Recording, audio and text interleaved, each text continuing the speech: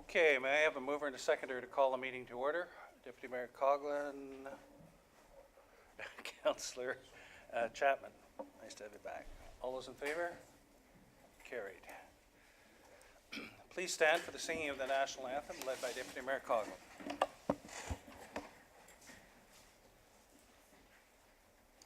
O Canada, our home and native land, true patriot love, in all our sons command. With glowing hearts we see thee rise, the true north, strong and free. From far and wide, O Canada, we stand on guard for thee. God keep our land glorious and free. O Canada, we stand on guard for thee.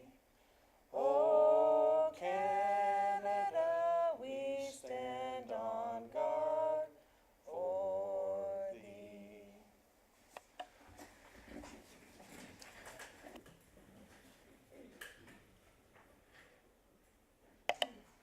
Thank you. Council, are there any disclosures of pecuniary interest tonight? Deputy Mayor Coughlin? Thank you. Without pulling it up, I believe it's 9.3, Hillsdale. Okay, duly noted, thank you. Others? Okay, so there are no deputations or delegations tonight. Question period. Does any member of the public wish to come up and pose a question about items on the agenda?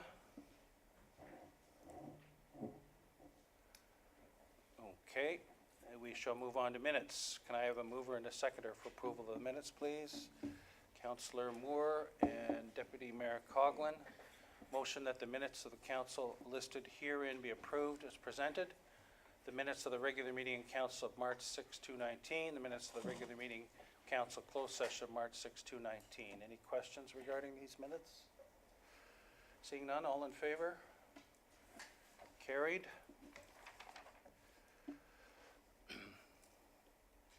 Next, we have item 7, correspondence and information items. I have a mover and a seconder to receive the correspondence, to get them on the table to discuss the correspondence and information items. Councillor Cabral and Councillor Chapman. Discussion. Anybody want to discuss any of these, or if changes are to be made, pull any?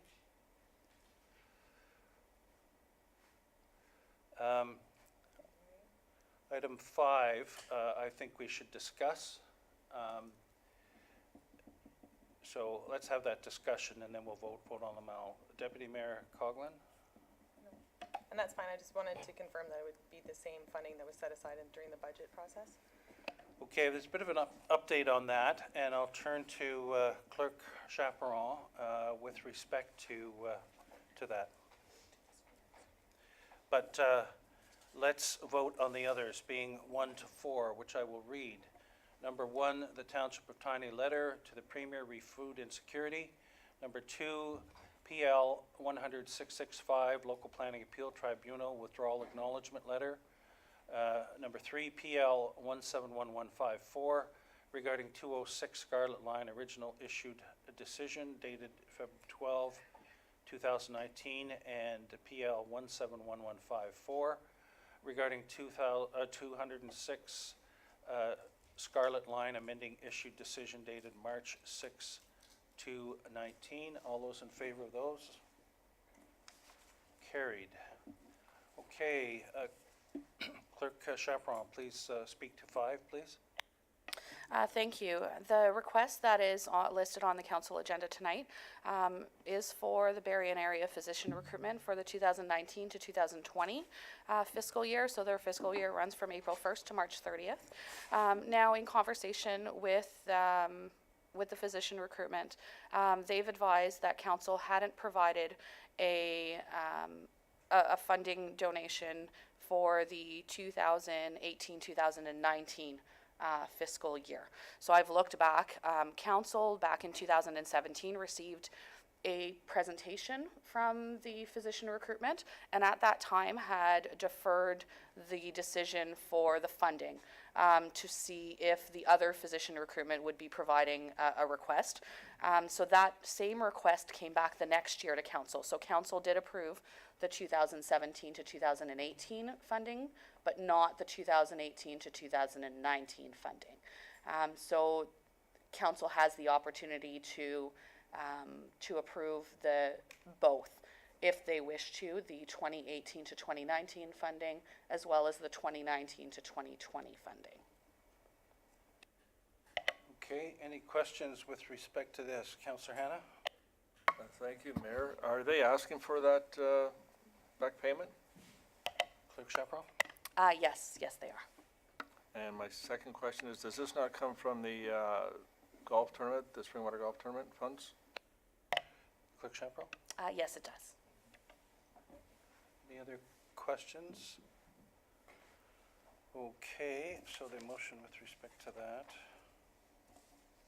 You had? Deputy Mayor Coughlin? Thank you, Mayor Allen, and just for clarification, I believe it was 7,500 that was set aside through the budget process, and I'm just curious, the letter's requesting 8. And then if so, would it be 7,500 from the year prior, or what is the total being requested? CEO Brindley? Oh, no, it's Director Schmidt, please. Thank you, Mr. Mayor. Through you to members of council. So both years, the request would be for $8,000 each. So in the 2019 budget, there was actually 11,000 overall approved, of which, if council approves tonight's request, obviously, we have funds in the 2019 budget to accommodate. And if it's 8,000, then there would be obviously 3,000 left for potentially our neighbors to the north. Follow up? And thank you, and through you.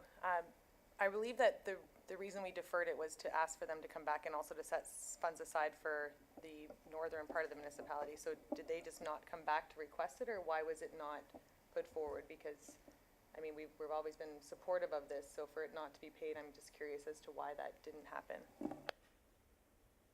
Director Schmidt? Thank you, Mr. Mayor. Through you to Deputy Mayor Coughlin.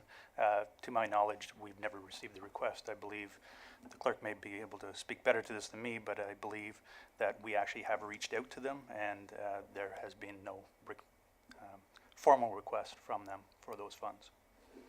Clerk Chaperon? Thank you. Yes, that's correct. I have reached out to the northern portion as early as this past January and have not received a request. Follow on? Thank you, and I apologize to Councillor Ritchie. If memory serves me, I believe this was an initiative that was brought forward by you last year with support, because we had previously given to the southern physician recruitment, and then you were requesting for the northern. Was there information that we may need to move forward, or you haven't received anything I haven't more? received anything. Okay. Councillor Ritchie? Well, just to further on that, I've been to a physician recruitment up in Midland there for the physician recruitment in our area, and I did ask Dave Gravel, the physician recruitment guy there, to come put a presentation on before council, speak before you people, let you know what's going on. So I'm still waiting for that. So I know they're wanting money, but we're also wanting him to come put a presentation on. So I think I'd hold off for the presentation, but I'm sure if he comes, it'll be good. Thanks. CEO Brindley? Thank you, Mr. Mayor. We have in the past provided funding, but probably it's been 5 or 6 years since we've done so. We do reach out every year, and they know they should come here and ask, because council has to be responsible for this money, and so it's nice to know what they're going to do. But we reach out every year, but we don't hear anything. I know they're busy, but I just don't know if they feel they need it or something, but we do reach out every year. Okay, well, let's leave that to see if they do come or follow up with us, but let's deal with this here. Any further questions with this motion? May I have a mover and a seconder for this? Deputy Mayor Coughlin? Are you moving, or do you have a further question? I can move it, and I also have a question. Okay. Is this specifically for the 2019-2020, or is this inclusive of the back payment?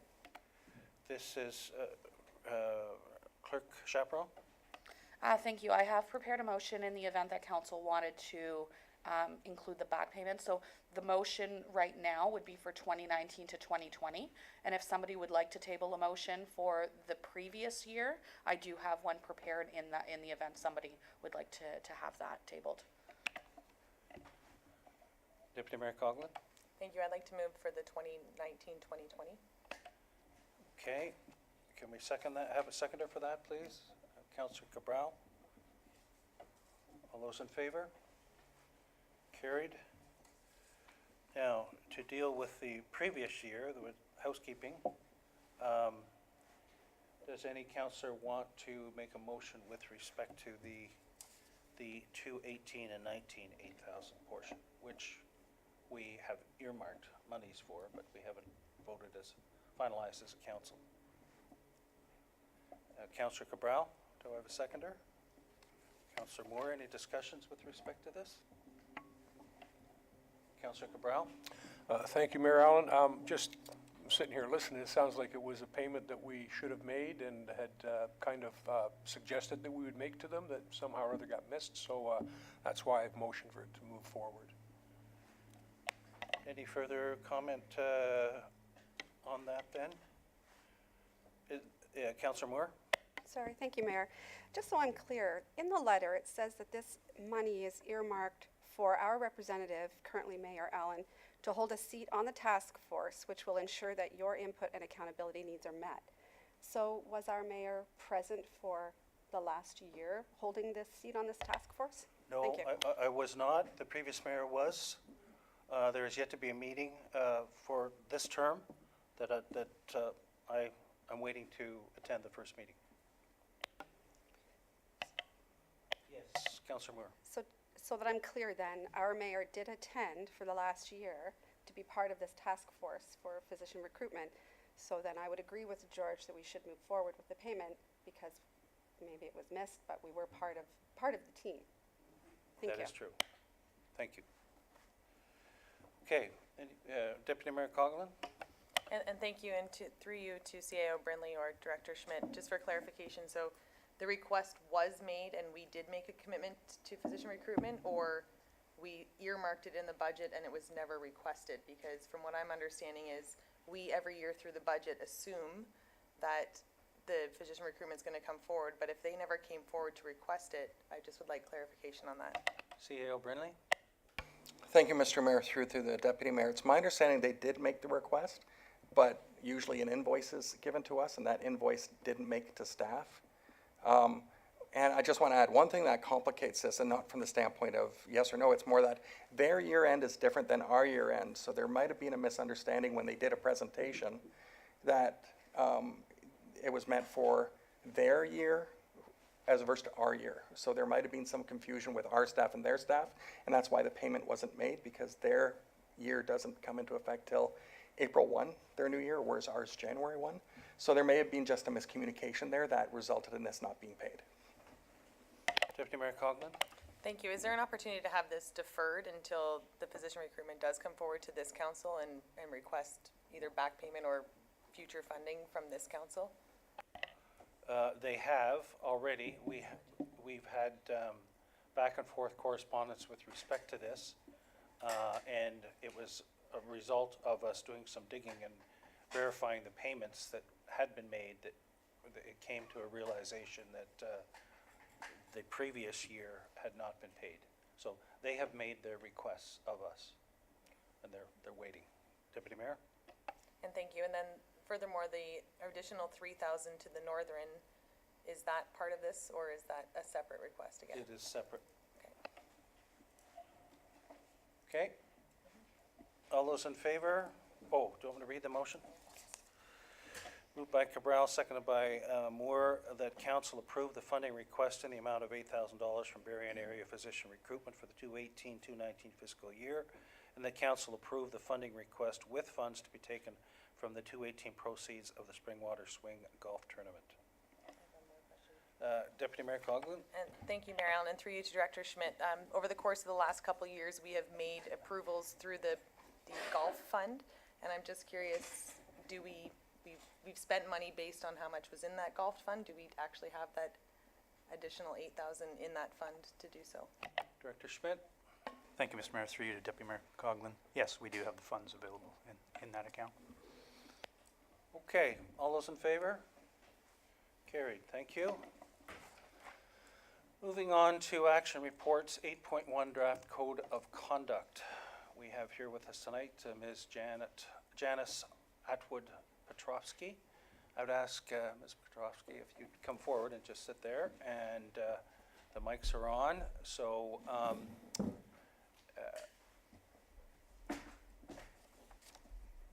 we need a mover and a seconder to get this on the table, please. Councillor Chapman and Councillor Moore.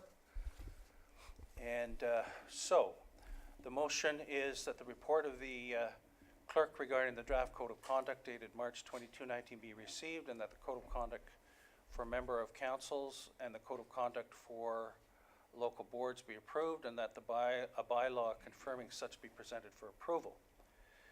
So I will open this for questions, comments, and I think what we'll do is we'll address any questions, comments, and as the input of Ms. Atwood-Petrovsky is needed, we'll ask her to comment. Councillor Hanna?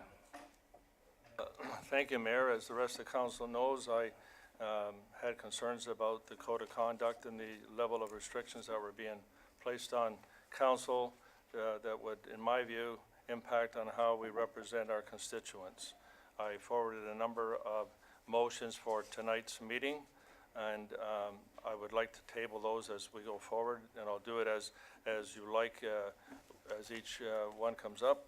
But I would like to alert council to the fact that I did send this code of conduct on to the Office of the Ombudsman, along with my recommendations or notices of motion, excuse me, and also asked them to view our live broadcast of our last council meeting. The Ombudsman's response back to me was that, because my concern was the level of all the recommendations and concerns that I find that are in here, especially if you include what's in the commentary, which we were confirmed by Mr. Abrams when he was here, that they are part of the rules. So not only do we have all those rules that are identified, we have all the extra stuff in there.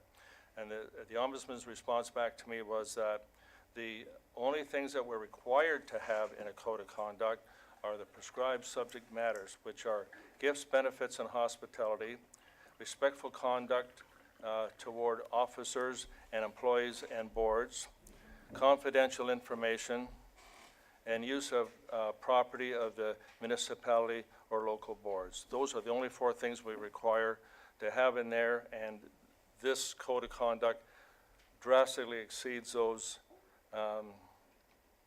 requirements. So I guess if I'm allowed to ask a question, I'd like to ask a question of the IT Commissioner, and that before I start my motions, is why all those other things are in this code of conduct, and whose decision it was to put them in there. So, all right, may I call you Janice? Yes, please do. Okay, thank you. All right, Janice, feel free to respond, or? Sure. So, through the mayor, I think, yes, if you call the Ombudsman's office or municipal affairs as well, and you ask them, what am I legally required as a municipality to put in a code of conduct, the answer is clearly those items that are regulated under the Ontario regulation. So, absolutely correct. Those are the items that are regulated. What is in the draft code of conduct, and it's not yet your code of conduct, it's merely a draft code of conduct.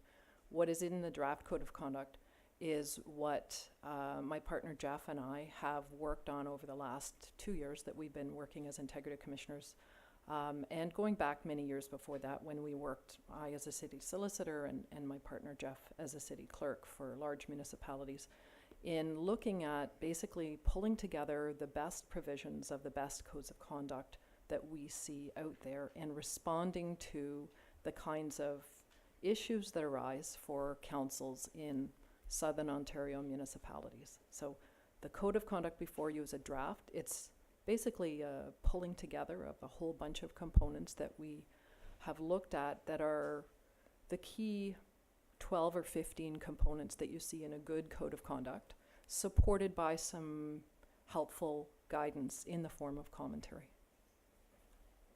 Thank you. Follow on? Thank you, and if I would be allowed just to continue, that would probably speed things up. And I think part of the public record here, I need to make sure, it's part of the public record, I need to make sure that our taxpayers are aware of the fact that every time the Integrity Commissioner appears here before us, it costs $1,600.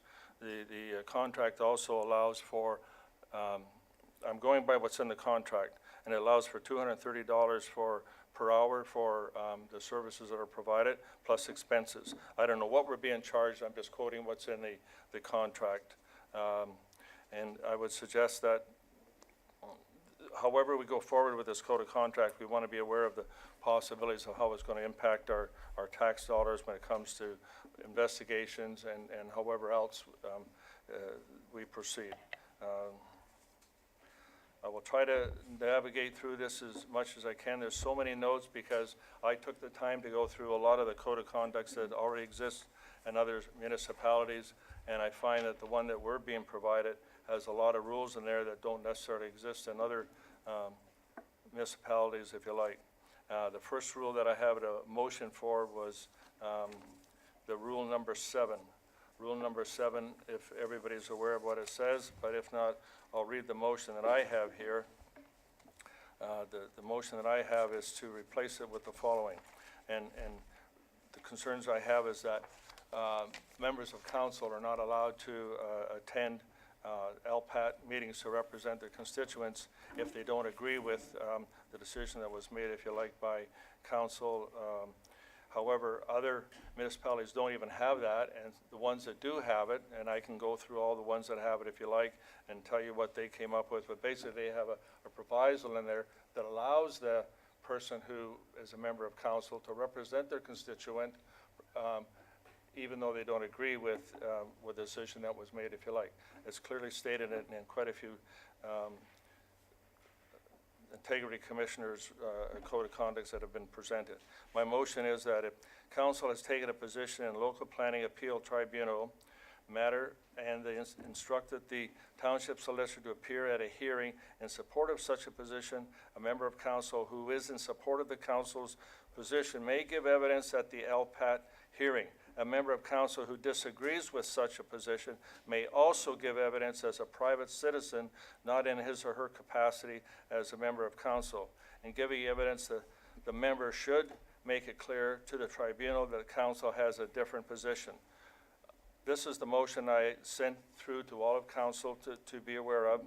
I think the proper motion I should have made at the time was that rule number 7, item number 2 be totally eliminated. However, it doesn't make sense to say you can't do something and then go ahead and put a provision in saying that you can do it. So I think that I should have amended this motion to say that rule number 7, item 2, to do with LPAT restrictions be totally eliminated.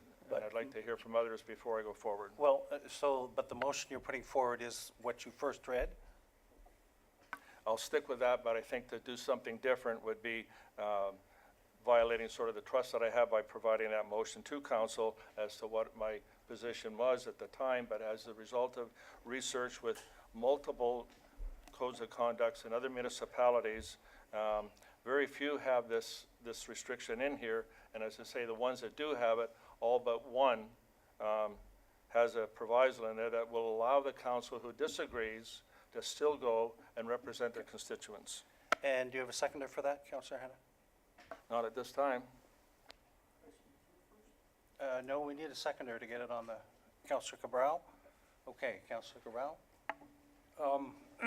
I also spent a fair amount of time, lots and lots of time, looking at codes of conduct, reviewing the particular legislation that's reflected in those codes of conduct. And when it came to this particular rule, I stayed away from our own backyard here in Simcoe County because I knew that Simcoe County had some involvement in getting the municipalities together in order to facilitate integrity commissioners. But one of the things that I found that outside was that this particular rule simply doesn't exist. I also found that there were a number of municipalities where in fact Principals Integrity has been contracted to provide the Integrity Commission function, and they already had codes of conduct or developed their own, but they didn't take it upon themselves to adopt the one that Principal Integrities provided to us. What I found locally was that while Simcoe County has adopted it, they have not included this rule. And in addition to that, out of the 16 municipalities, let's make it 15, we'll have to withdraw ourselves from that number. 3 have, but they've included those notwithstanding clauses as referred to by Councillor Hanna. The other 12 have simply not included it at all. And I'm of the opinion that even after motioning it, I actually would prefer to see it completely removed. But that got it on the table. Okay, Janice, can you give us some response so far, please? Sure. This rule, it absolutely doesn't exist in every municipality's code of conduct. First, let's start with the fact that up until about 5 years ago, only about 40 municipalities out of 444 in Ontario had a code of conduct. So really anybody who had a code of conduct in place before about 2011 or 2012 was way ahead of the curve. I would say this rule arose in specific municipalities to address specific issues, and a lot of municipalities thought it was a helpful rule. It's council's prerogative if it doesn't want this rule in place for itself. As council members can appreciate, I mean, I think that it goes without saying that there may be occasions in municipalities, and it may never arise in Springwater, but there may well be occasion where a member of council is appearing at what was formerly Ontario Municipal Board hearing, and the council is, in fact, experiencing a lot of consternation around that. And that's why that rule arose in some municipalities. It's certainly not an invention of Principals Integrity. We're certainly identifying a rule that exists in some municipalities for issues that they've experienced, and other municipalities, other councils look at that rule and say, that kind of makes sense, we kind of get it. But it's council's prerogative if it doesn't want that rule in place and it feels it's not an issue. That's absolutely council's prerogative. This is council's code. Other councillors have any comment? Deputy Mayor Coughlin? Thank you, Mayor Allen, and through you to Janice. Understanding that in the Municipal Act it states that members of council should not act against the will of council, but the Municipal Act is only in effect during active meetings, or from the time a meeting goes until it's adjourned. So understanding that we as members of council are not to act against the will of council, how would this play out at the LPAT then? Would The code, sorry, yes. through the mayor, the Municipal Act doesn't address this. It's the code of conduct. The Municipal Act doesn't say that council members can't act against the will of council. It's just the code of conduct. So just for clarification, the code of conduct, this provision applies to those circumstances addressed in the provision. So in a circumstance where the member of council attends the LPAT, for example, and decides to participate, and these are not situations that don't arise, they certainly do arise in municipalities where the member of council who may not agree with council's decision on a matter, and council may have retained outside counsel, Bay Street lawyer, to come and represent the municipality, and maybe they've retained a planning consultant and they're spending maybe $60 or $80 or $200,000 to present a position at the Ontario Municipal Board or the LPAT. And then the member of council who doesn't agree with the council position, who's already debated it at length at council, attends at the LPAT or the OMB, as it was, and is presenting a position contrary to the council position. So some municipalities have found this a point of consternation, that it costs the municipality more money to be presenting its case at the OMB, and that in fact it kind of throws into question why the council member would be doing that and participating that way. So that's why the rule arose.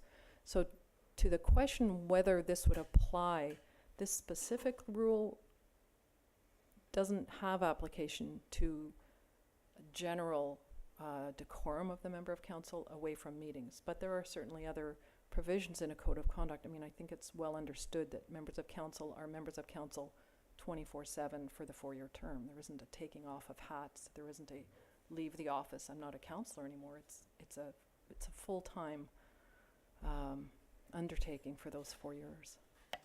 Did that help? I believe in this example, council's taken a position and is arguing its way through a matter, and its lawyer is going to LPAT, reflecting council's position, and council spending taxpayers' dollars. So I don't think to do that. So I don't think that a councillor should work against the will of the majority of council in this case, in any capacity. So I believe that's a conflict, and it was at the stage of debate in this scenario that the councillors should have convinced sufficient other councillors to vote the way that they believe they should have voted and uphold the opinion. And to go against that later, I think, is a conflict, and going against council, what the council's agreed use of taxpayers' dollars is in the representation at LPAT by the lawyer. So I definitely think it's a conflict. Councillor Cabral? Thank you, Mayor Allen. With respect to this, I can be on, say, like, we've had the dump situation, and there have been other things that have come up in Springwater Township, and the aggregate things happening right now off of French's Hill. Of course, that's not our jurisdiction, but we are getting letters and whatnot from people who are pressing for this to stop, and it's a valid concern. And I feel that I'm hearing about lawyers being sent to an LPAT meeting. I don't think this is an ongoing, regular type of occurrence, but I think saying to a councillor that they can't comment or attend, I think, depending on how strongly their constituents feel in their ward, because this issue with the aggregate things up in the north end doesn't necessarily affect the people in the south end of the township that much, but I could easily have 500-600 people all banding together like they did with the dump and feel obligated as their representative to attend. And that's why I think that putting this rule in there in relationship to all the other matters of conduct that are already included in the code, which then do require the Integrity Commissioner to do some work to see whether or not that councillor has stepped over the line with respect to their demeanor, their comments, and everything else that might go on at that LPAT meeting. I think it's up to the Integrity Commissioner at that point in time to decide whether the councillor has stepped over, rather than include it in a document where that councillor now, merely by being there, is already convicted and has already breached the code of conduct. And that's the concern I have when we put black and white things into a document such as this, that I looked at lots and lots of other ones, and it wasn't in there. The other aspect I'd like to speak to real briefly, and sorry if I'm a little bit emotional, but that's how I get, is the fact that if council did hire a lawyer to take on a position, that money is going to be spent. I really don't know whether or not a councillor attending there and giving maybe a potentially opposing view or some opposing comments necessarily is going to cost the township any more money than was initially going to be spent at that meeting. And that's as far as I'll go. But Councillor Cabral, I mean, there's a difference between attending the meeting and, as the wording says, no member of council who disagrees with such position shall give evidence at such hearing or otherwise work against the will of council in the matter. So it's one thing to attend, but the wording that is described in this rule is basically making a stance at the LPAT that's contrary to what council agreed with and contrary to what their lawyer would be arguing at LPAT. Yes, Mayor, you're quite correct. And but I was specifically referring to not only attending, but actually speaking there. And also, this would basically say that what if you were asked to be speak? What if it was something that was right in your own backyard? What if the dump was going to be built right adjacent to your own property? This would preclude any member of council, whether they agreed with it or not, from going and giving their particular piece of advice or making their particular comments. It tends to muzzle someone who wants to speak out, and I think this particular case, it is a rule that simply does not have to be included in the code of conduct.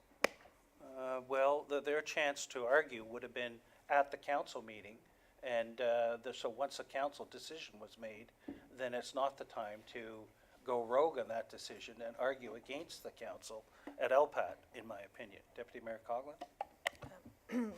Thank you, Mayor Allen. As members of council may or may not know that I've been requesting a code of conduct for council since the first year that I've been on council. It was something that I was taught I should learn and understand, and I was surprised that Springwater didn't have one. So this has been a 5-year experience for myself.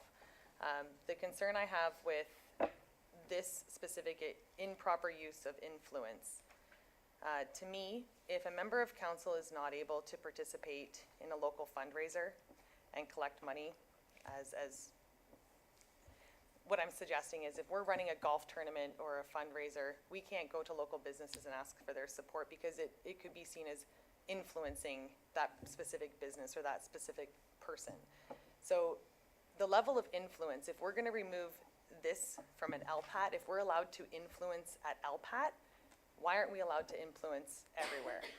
Because we as members of council, the decision of council, as much as we all have our individual thoughts and feelings and our individual influencers behind us, when there's a decision of council, that is our decision. We took an oath to be part of a team, and when there's a team decision, that's the decision. And whether we as an individual agree with it or not, that's what it comes to. So we do have avenues. We have our communities that we can reach out to, but us speaking personally at something, not only it doesn't only jeopardize this council, it also jeopardizes the corporation. And I think that, to me, and I appreciate the comment, Councillor Cabral, but this is something that I have been working very hard to get in place.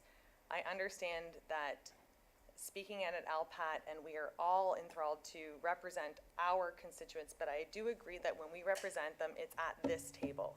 And when the decision is made at this table, that is the decision we need to be behind. So I support keeping this in. I don't feel that this impedes us in any way. We have opportunity to make sure that our residents are heard, and LPAT aside is in my opinion where we need to have our final say. Other councillors? Councillor Hanna? Thank you, and again, I put the motion forward because I don't think it should be in there.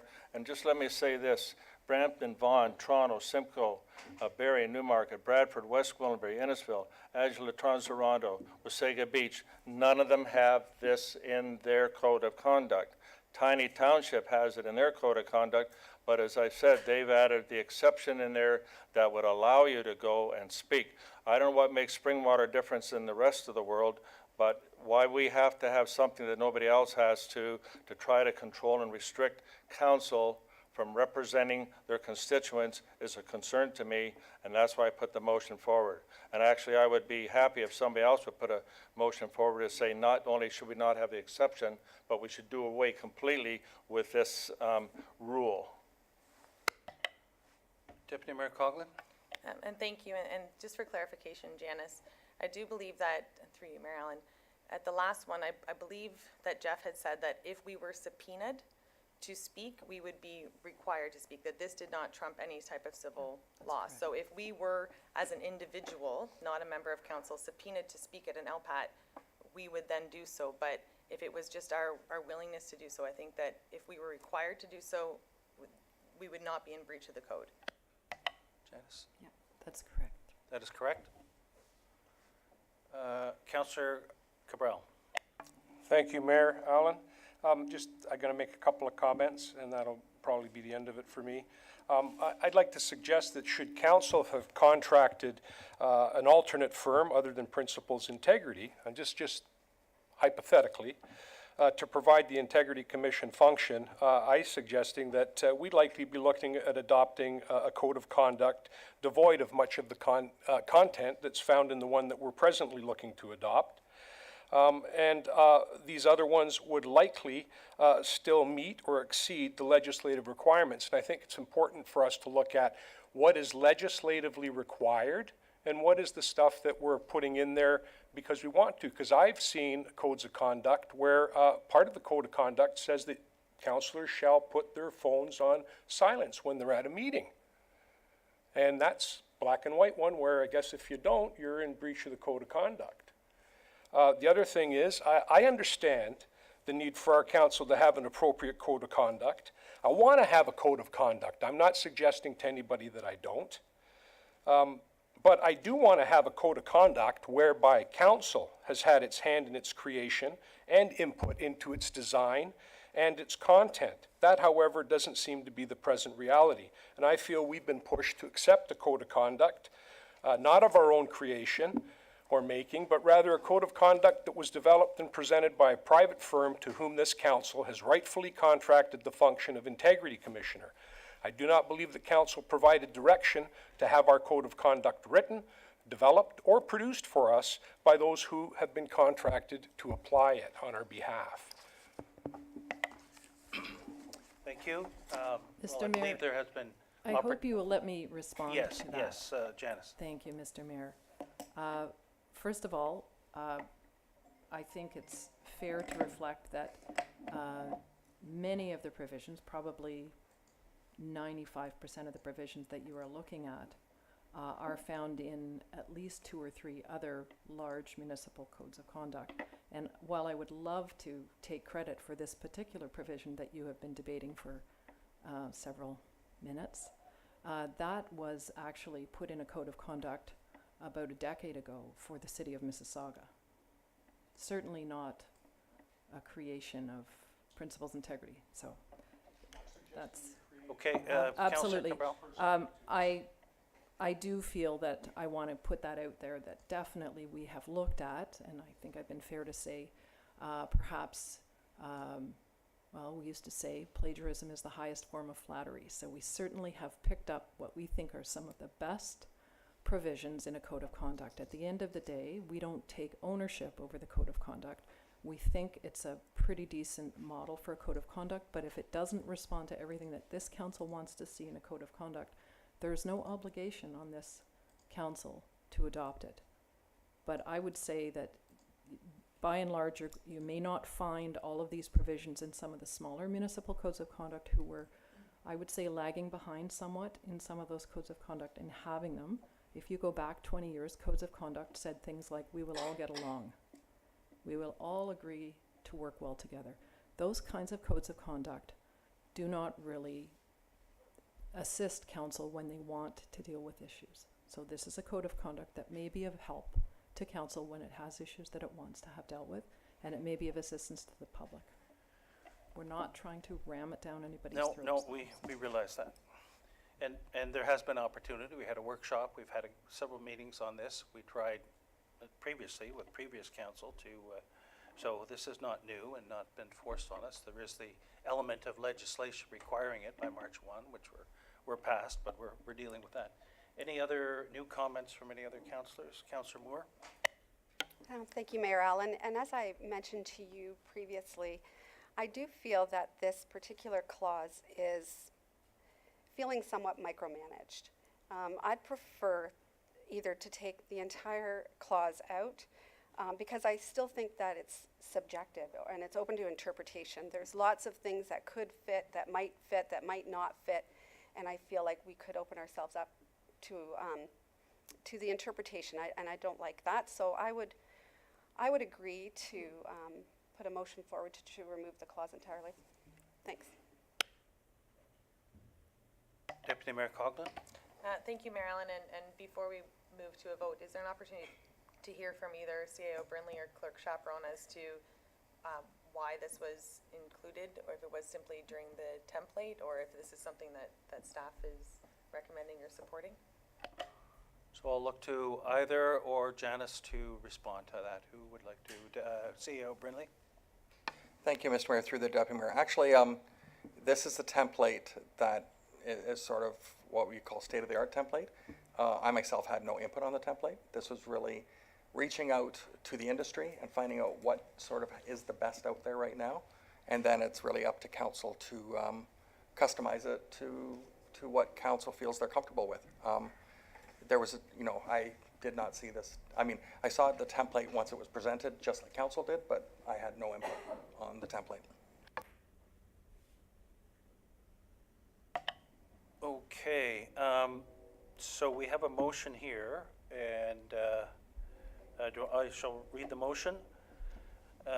Moved by Hannah, seconded by Cabral, that the motion now before council be amended as follows. Add, and that Rule 7, Item 2 be replaced with the following. If council has taken a position in a local planning appeal tribunal matter and instructed the township solicitor to appear at a hearing in support of such position, a member of council who is in support of the council's position may give evidence at the LPAT hearing. A member of council who disagrees with such position may also give evidence as a private citizen, not in his or her capacity as a member of council.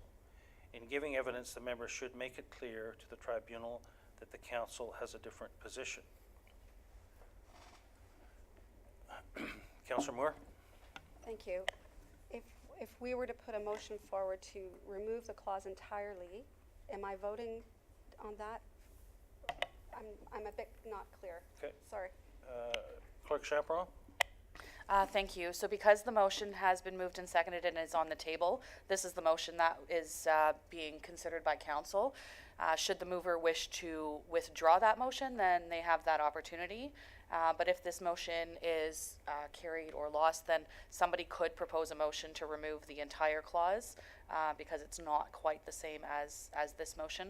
But as of right now, this motion would be voted on unless the mover would withdraw the motion. Councillor Hannah? Thank you. So if we go forward with this motion and there's enough people sitting at this table to support it, can we still go forward with a motion by Councilman Moore to remove it completely? Is that acceptable? Clerk Chaperon?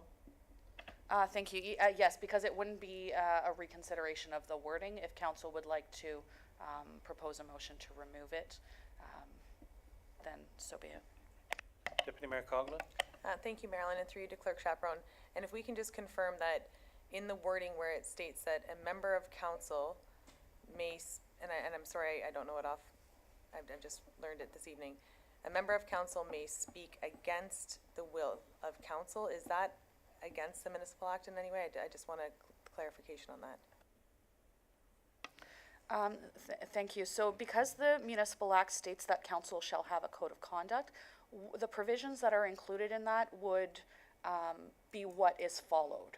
It wouldn't be in contravention unless it is actually in contravention of the code of conduct itself. So it would not be in direct conflict of the Municipal Act.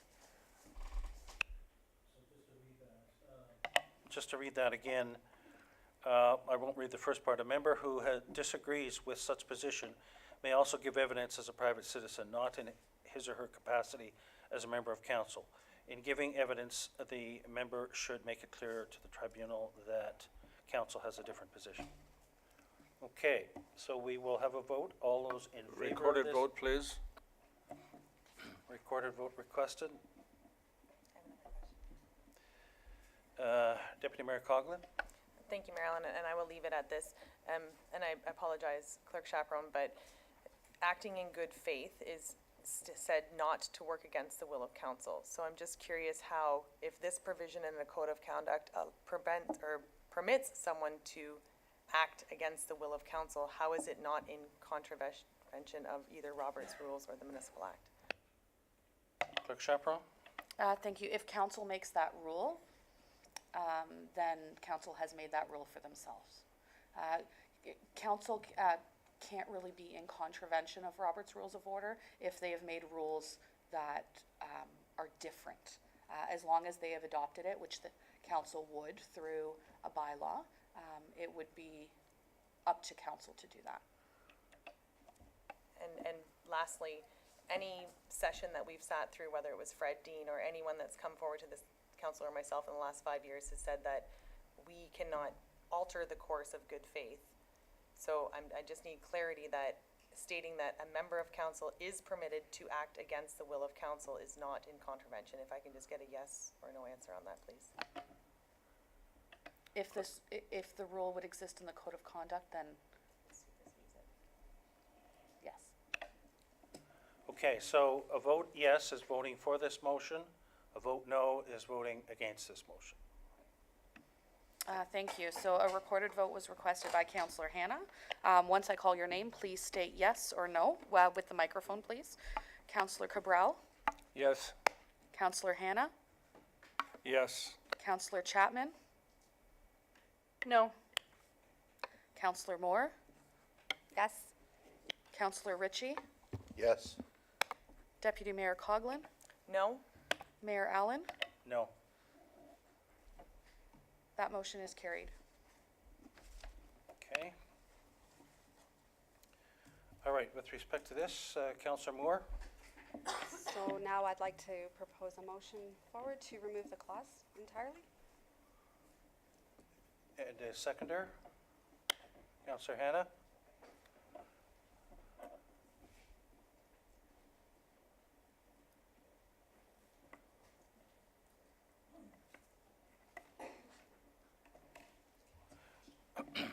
Clerk Chaperon?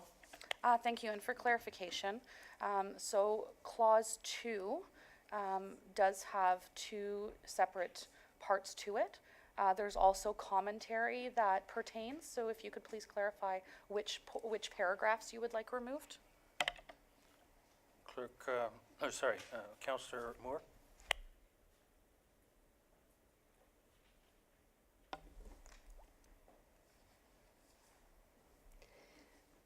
Thank you. So rule number 7, clause 2, section 1 and 2.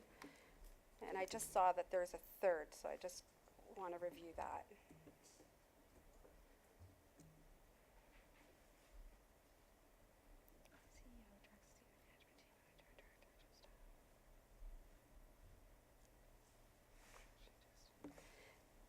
And I don't see an issue with the third paragraph. Thank you. Clerk Chaperon? Thank you, and, sorry, just on the commentary, the second paragraph of that commentary also pertains. Can I just clarify that you would like that removed as well? Yes, please. Okay, any questions or discussions about this motion?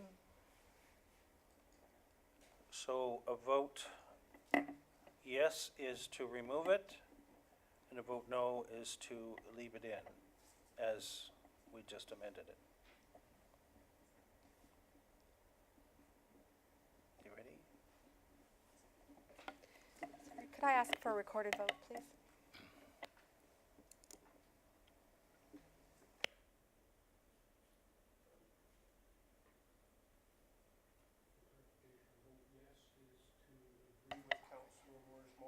Correct?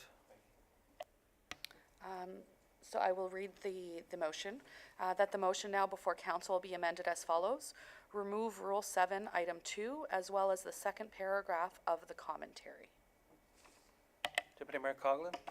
Thank you, Mayor Allen, and through you to Janice, and I'm not sure if you're able to comment on this, but I'm curious as to if this rule does not exist at all, or if it exists as council has just amended. Is there a situation that this rule would actually provide conduct to council? Because from what I'm understanding is that the rule that we just approved doesn't provide conduct. It just says you can do whatever you want. So I'm just curious if the rule exists or it doesn't exist, is there a difference in your opinion? Janice?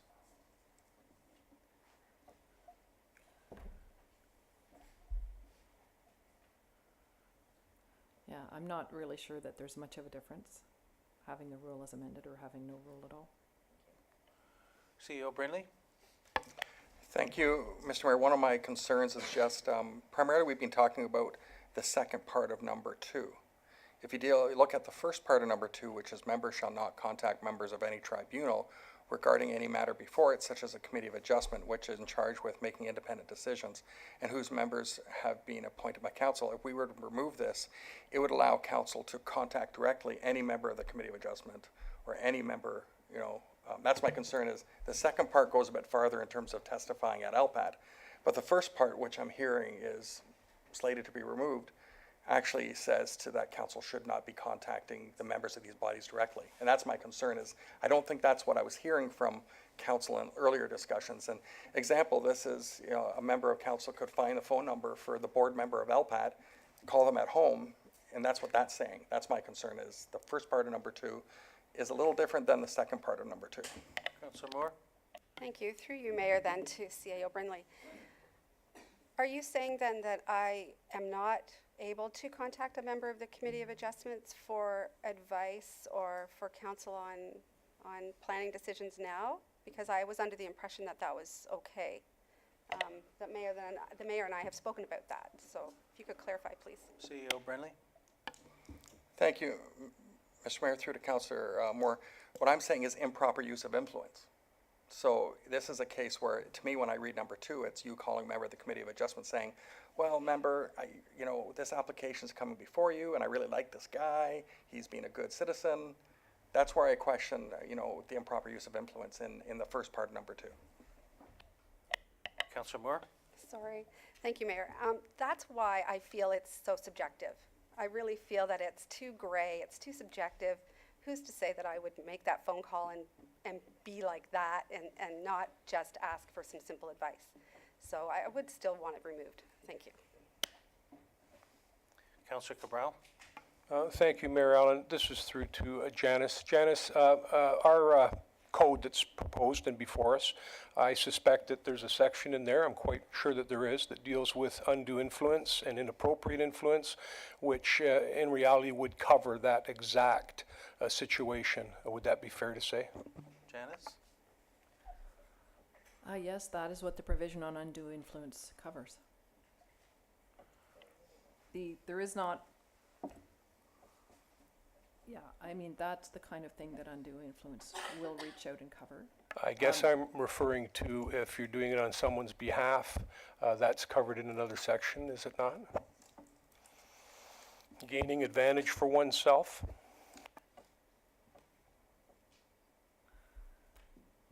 Well, through the mayor, I mean, I think there's a lot of situations that come to mind where the attempt to influence the Committee of Adjustment member really has no bearing on personal advantage.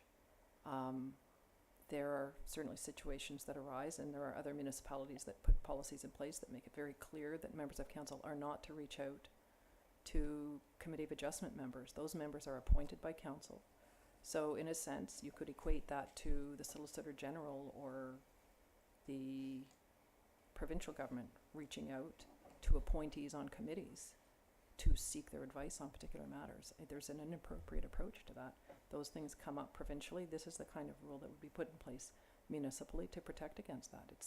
It's if there's no rule, if what the councillor's asking me is there a rule that deals with this elsewhere? It may be that the perception to a member of the public is that there's something inappropriate about it, and it would have to be looked at. I don't know if the analogy is helpful, but when ministers reach out to individual appointees on a board that they have put in place through the province, the public recognizes that it's quite inappropriate for the members who have appointed those board members or Committee of Adjustment members or appointees who are deciding cases, for the body then to reach out for advice from those people. It's quite inappropriate. Okay. Any other comments on this then, before we go to a vote? Deputy Mayor Coughlin? Thank you, Mayor Allen, and through you, if not to Janice, to Councillor Cabral. Is there somewhere else in the Code of Conduct that you are suggesting that this improper use of influence would be covered?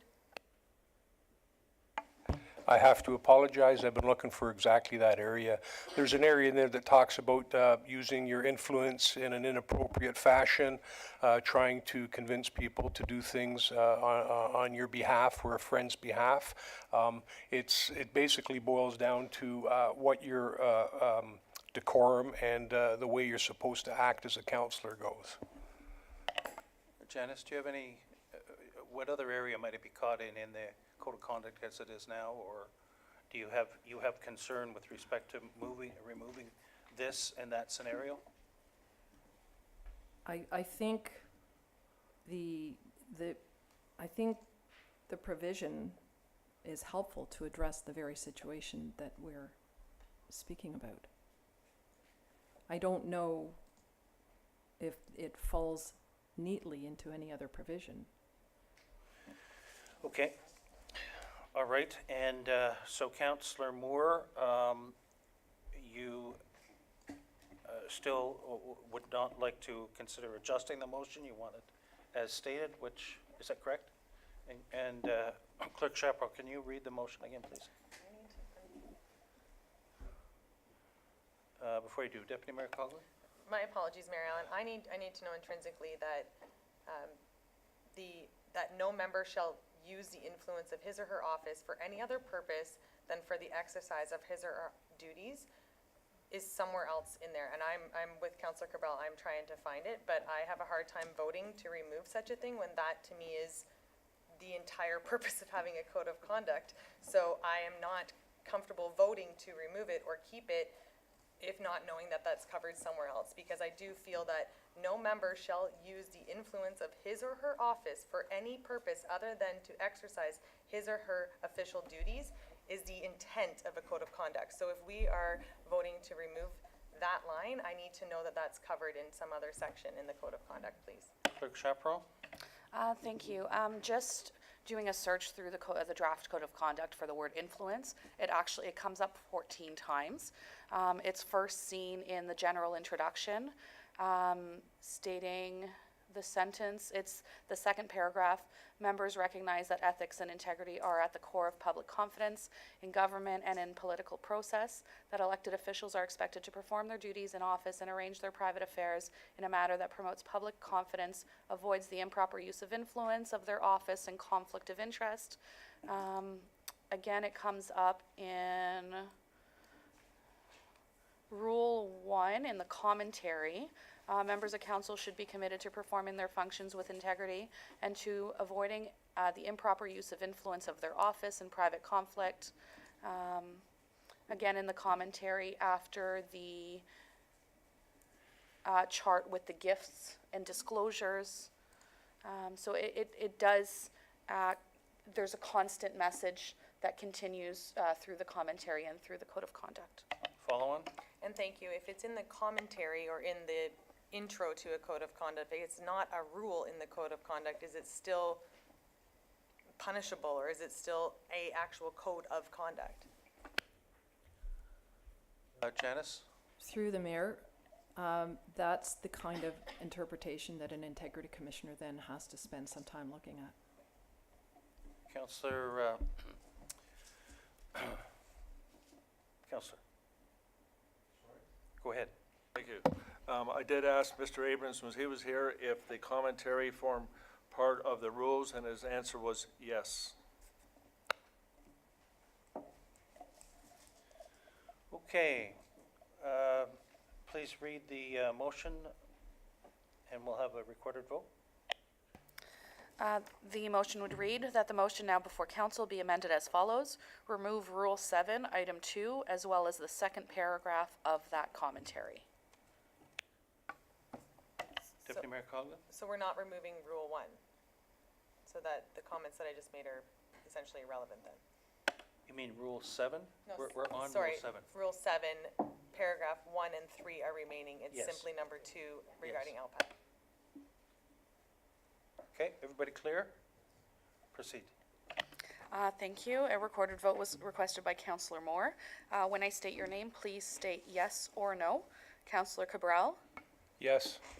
Councillor Hanna, Yes. Councillor Chapman, Yes.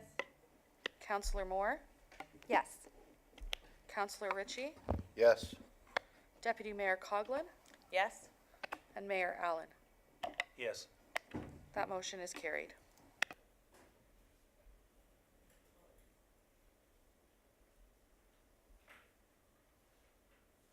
Okay, next.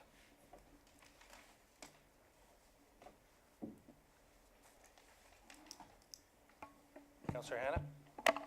Thank you. I have another motion that I submitted to council last week, and that's on 10.1, and it's just a simple change to the wording to amend or delete the wording that says that, and by doing so, affirm the respect and integrity of the decision-making process of council. My point being is that we can't legislate a person and to affirm respect and integrity. Those are things that cannot be enforced on people, and I believe that those wordings council should just simply remove it. There's no need for it to be in here, and I don't think I've seen it in any other code of conducts either.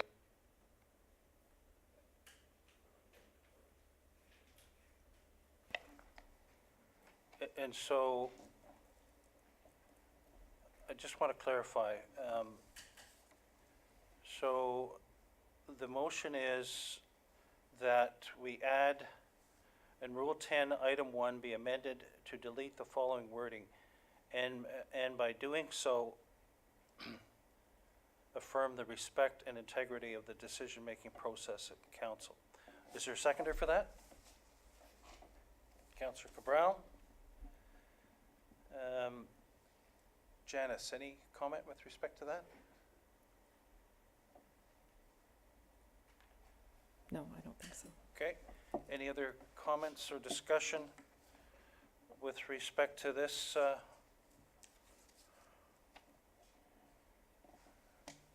Deputy Mayor Coughlin?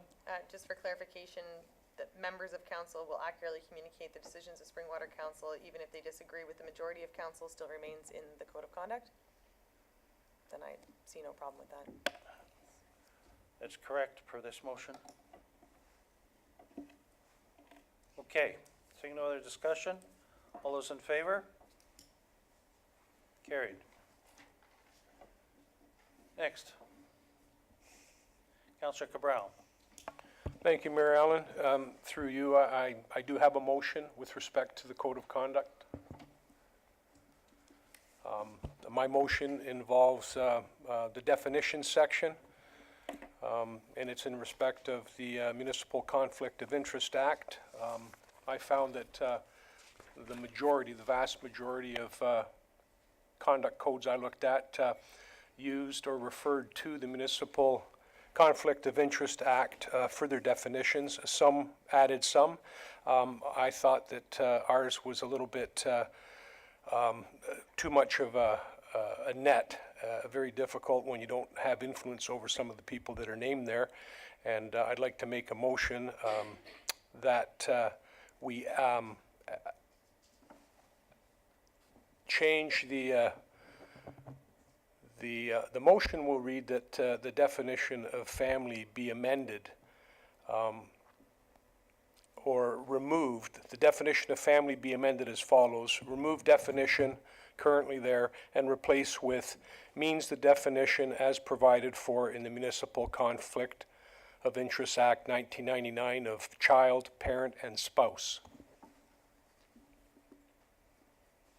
Okay, do you have get that to clerk, and is there a second to that motion?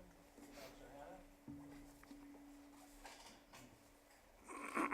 Any further discussion before I turn it over to Janice and ask for her thoughts on it? Thank you, Mayor Allen. This one here for me, it was just a little bit too far-reaching when it included, there was a mention of someone who resided at the same residence, and quite often people who reside at the same residence may be boarders, maybe room renters, maybe someone who lives in the basement apartment where the person wouldn't normally have any influence over them whatsoever. And secondly, first cousins, I thought, and uncles might be a bit of a reach.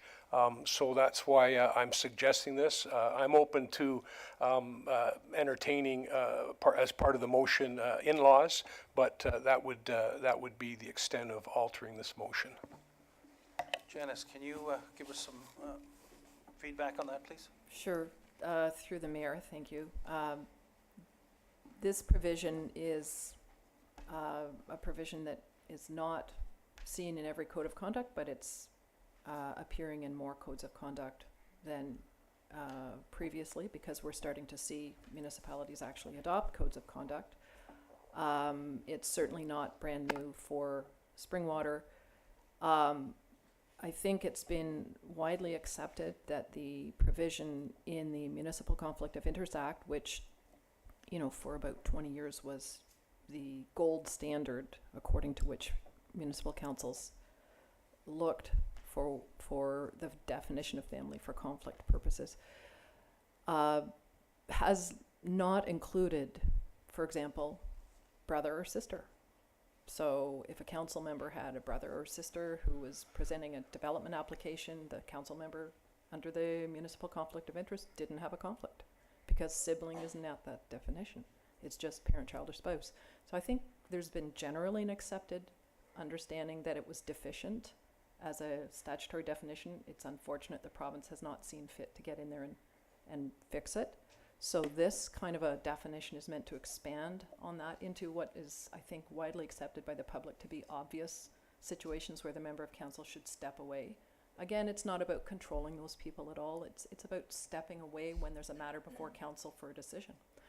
So that kind of decision may feel uncomfortably broad, but I think if you look at it, you've got stepchild or grandchild. I think most people would think that's in the family class. Siblings and step-siblings, again, I think it's generally accepted that those are within the family class. When you start to go down that list, maybe it feels like it's a very broadly cast net, but in reality, what the rules generally talk about are when the member of council is aware that they have a conflict. So it's not about controlling those people, and it's not about things the member isn't aware about. It's when the member is well aware that who stands before them for decision, for example, is within that close family class. I mean, I think that it's up to council what they're comfortable with. It may not be the whole list, but I would think there's a large chunk of it that the general public would think is in that natural family grouping. Okay, other comments? Councillor Cabral? Thank you, Mayor Allen. I mean, myself looking up there, I could, like I say, have no problem with in-laws. I have no problem with stepchildren, in respect of the fact that normally stepchildren is someone that you're going to be looking after and taking care of.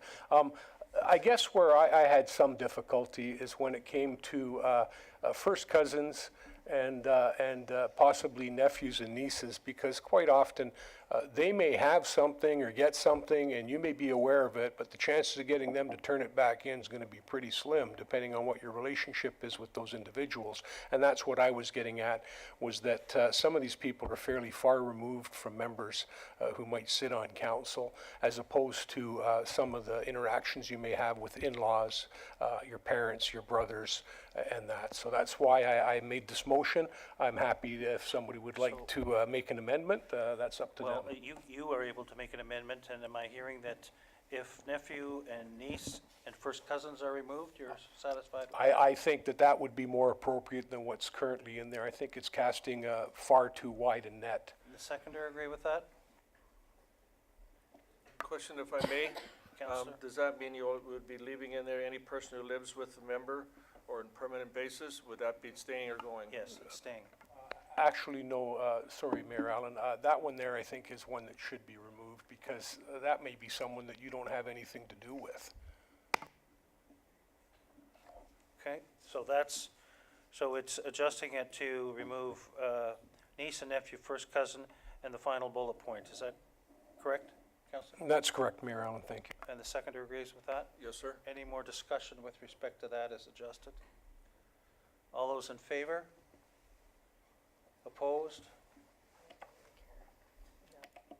Carried.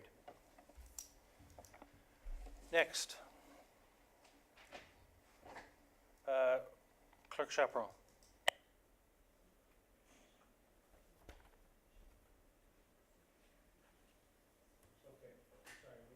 We need to just clarify that last, well, record properly that last motion. 1 second. Thank you. So what I was doing with the motion is keeping it as is and adding at the end with the addition of, With the deletion of that.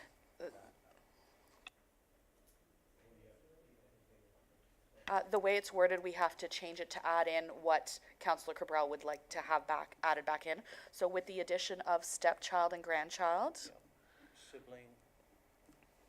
Sibling and step-siblings. Aunt and uncle. In-laws, including mother, father, sister, brother, daughter, son. thank you. So we voted on that. Councillor Hannah had his hand up first, so I just have another motion unless there's more discussion. we're at the stage of another motion. Go ahead. My next motion that I provided to council is on 10.3, and again, it's just an observation about unnecessary wording. Currently, the wording read at 10.3 says that in all media communications, including social media, members will treat each other and staff and members of the public with decorum, dignity, and respect. I believe it should end there, but it goes on to read that, and shall avoid messaging that amounts to abuse, bullying, and intimidation. And I think those are just nasty words that we don't need. So my motion is that, that the motion now before council be amended as follows. Add that in Rule 10.3 be amended to delete the following words, and shall avoid messaging that amounts to abuse, bullying, and intimidation. A seconder for that motion? Councillor Cabral? Any discussion or Janice, maybe that wording I've seen in some other codes of conduct, it seemed to have been, have come from some, as I say, numbers of codes. Yes, through the mayor. That wording is meant to add clarity that if for members of council, sort of delineating where the lines are. So as opposed to wondering whether the words said are reflecting dignity and respect, or are in fact reflecting a lack of dignity and a disrespect. The conclusion of that phrase clarifies that what you need to avoid is abuse, bullying, and intimidation. Okay, other comments with respect to that? I personally would like to see it stay in.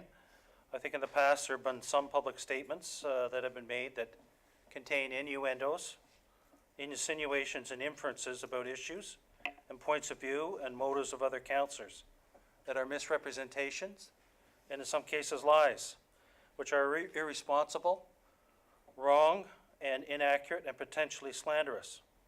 This extra wording is needed to prevent this from occurring. And if it does occur, then challenge is necessary. That's my point of view. Any other discussion, question? Councillor Chapman. Thank you, Mayor Allen. What about leaving that sentence, but maybe changing the word abuse, bullying, and intimidation to similar as Janice said, but still keep the main thought or focus? So replace abuse, bullying, and intimidation with what then? Through the mayor, all I did was take dignity and respect and reverse them. Lack of dignity and disrespect, but I really think that the words that are on the page are a better way to express it. They're more cogent. They give council members a lot more guidance. Okay. Any further discussion? Councillor Cabral? Thank you, Mayor Allen. I'm looking at that, and correct me if I'm wrong, but is the township harassment and workplace violence policy, according to what I've seen here, it's going to be applicable to members of council and covers those specific areas? CAO Brindley? Thank you, Mr. Mayor, and through to Councillor Cabral. The Bill 168 only applies to a relationship between employer and employee. It doesn't extend to, example, councillor to councillor under Bill 168. So that, it is, yeah, so it's not the same. Excuse me? I'm sorry, the way I was reading this was that it was in respect to, I'm sorry, I was looking at media communications. This is not in the same section, is it? Yeah, it is. And when it says media communications, I didn't see that as being amongst ourselves.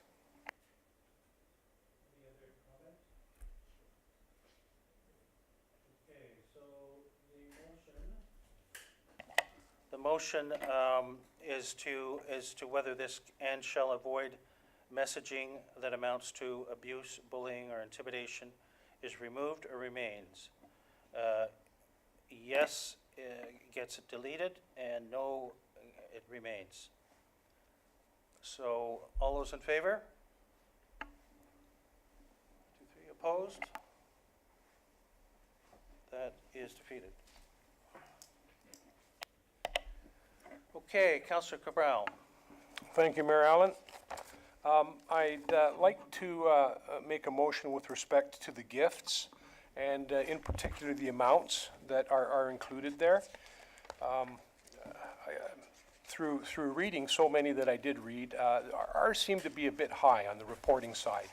And I'd like to make a resolution, or not a resolution, a motion, that the rule be included in the code of conduct, which was imposed, I'm sorry, wrong page, here we go. That table 1 - gifts, treatment, and disclosure be amended as follows. Replace all 500 with 300, and replace all 750 with 500. Okay. Seconder for that? Any seconder? Councillor Hannah? Any discussions or questions with respect to that? Councillor Cabral, did you have further comment?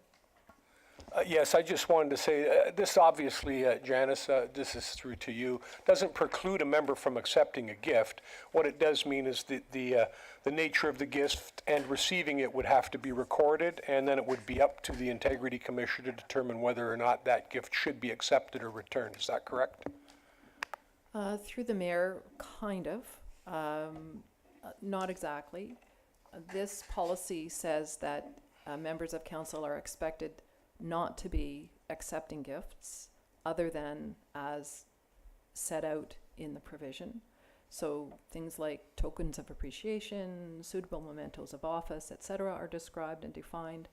And then other business hospitality that has a legitimate business purpose. And those are where your maximum amounts come in. So those kinds of business hospitality invitations are acceptable, provided they fall within the framework of the amounts, correct? Apologize, I should have clarified my particular question, but I was referring in particular to those ones that you just mentioned. Thank you. I think, these are not gifts, as has just been stated. These are generally more business hospitality. I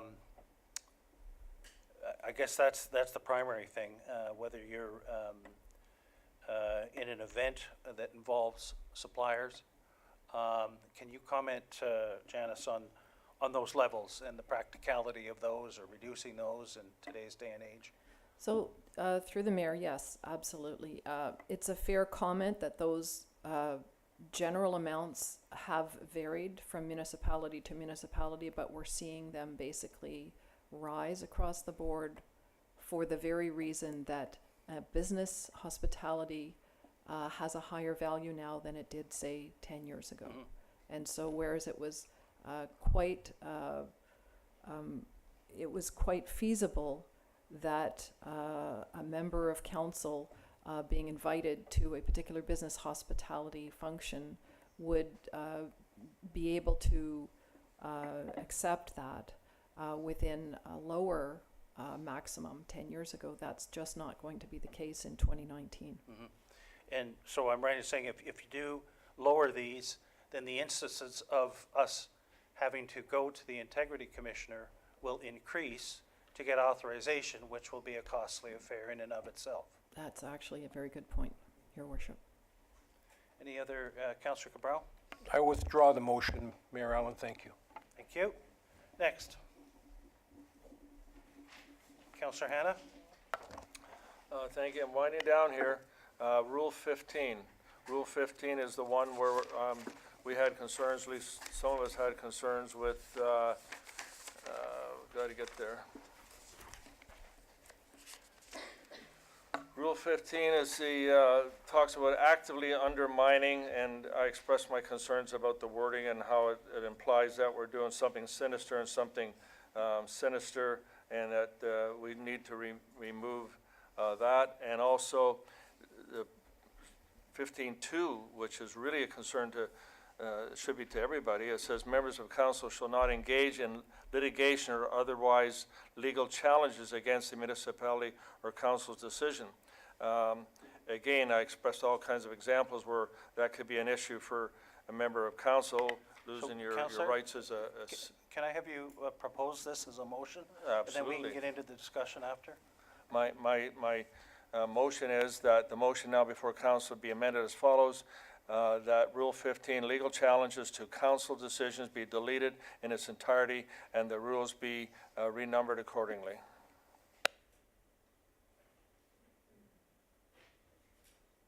A seconder for that, please? Councillor Cabral? Discussion, Deputy Mayor Coghlan. Thank you, Mayor Allen.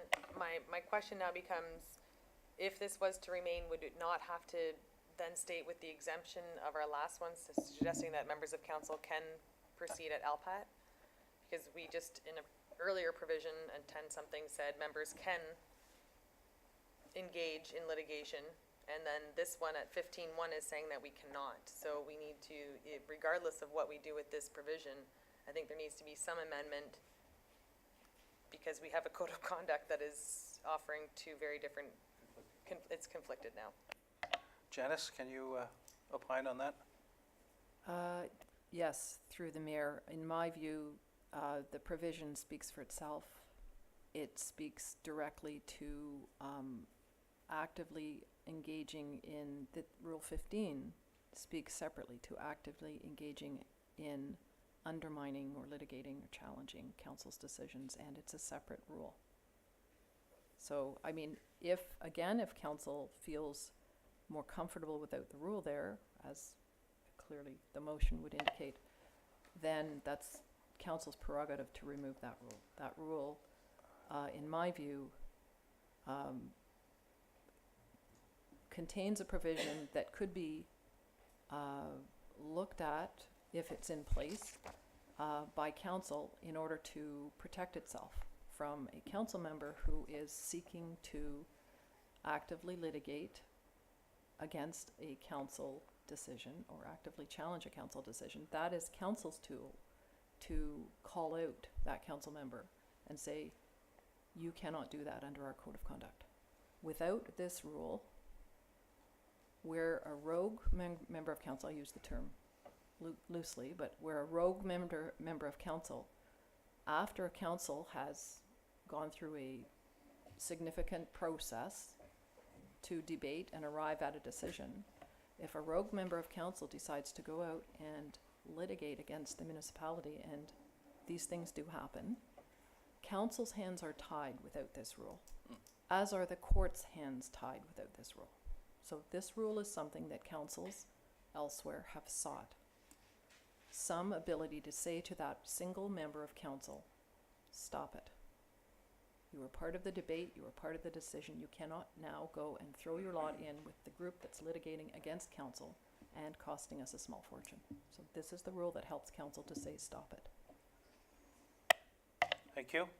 And I agree with that completely. I think to allow that to happen, again, is a flagrant abuse of taxpayers' dollars, because there has been decision by council. There is a movement by council representing the best interests of residents, and to allow a council member to actively go against that, I think is not right. Deputy Mayor Coughlin?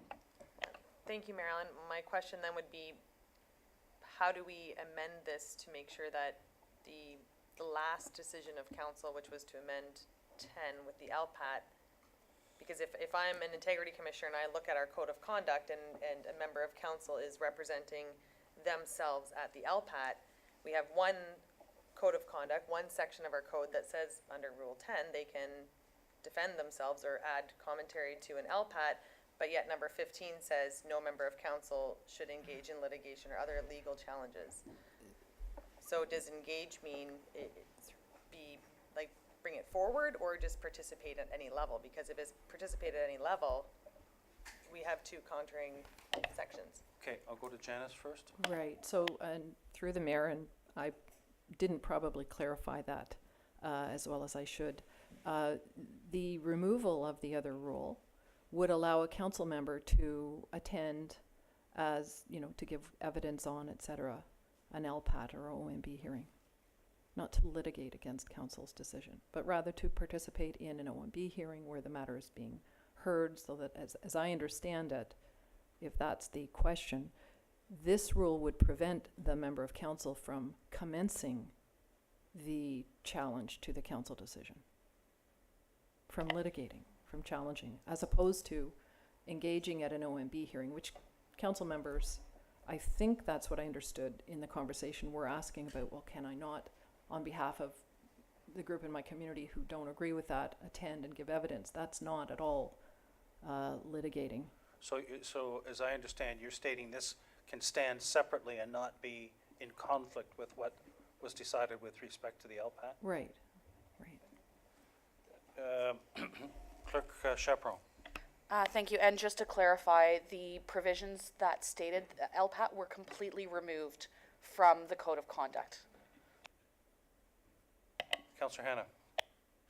Thank you. And after the discussion with Mr. Abrams was he was here, it was clear in my mind anyway that this was more directed at members of council as personal litigations, and the examples I brought up was about if you fall going down the stairs or if a snowplow hits your vehicle and council or township says they're not liable, you have no recourse here to challenge or to enter into litigation.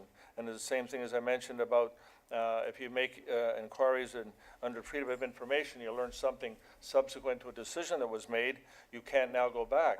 And remember, there is no appeal to the Integrity Commissioner's investigation and reports or recommendations on discipline to members of council.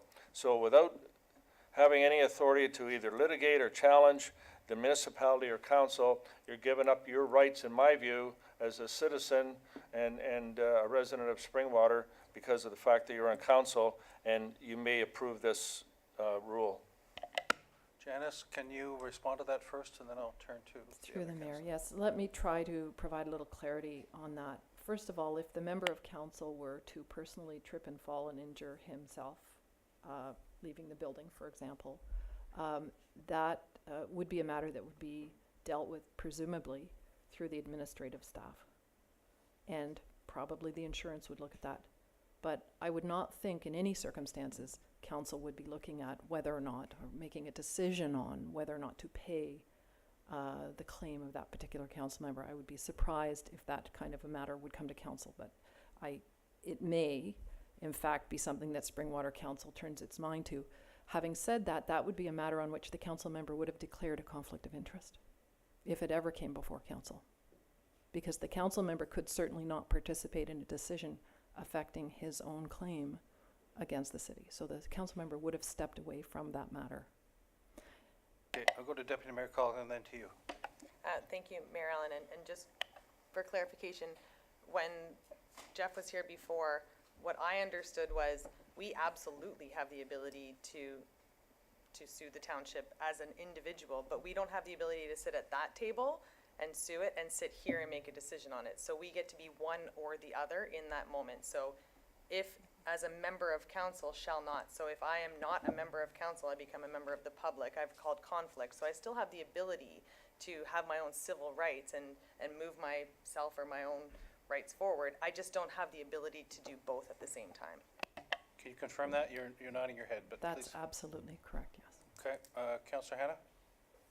I don't know how you can be a member of council and then not a member of council, but the point to your response, Madam, is that it says here that challenges against the municipality, not just necessarily challenges against the decisions of council, but challenges against the municipality.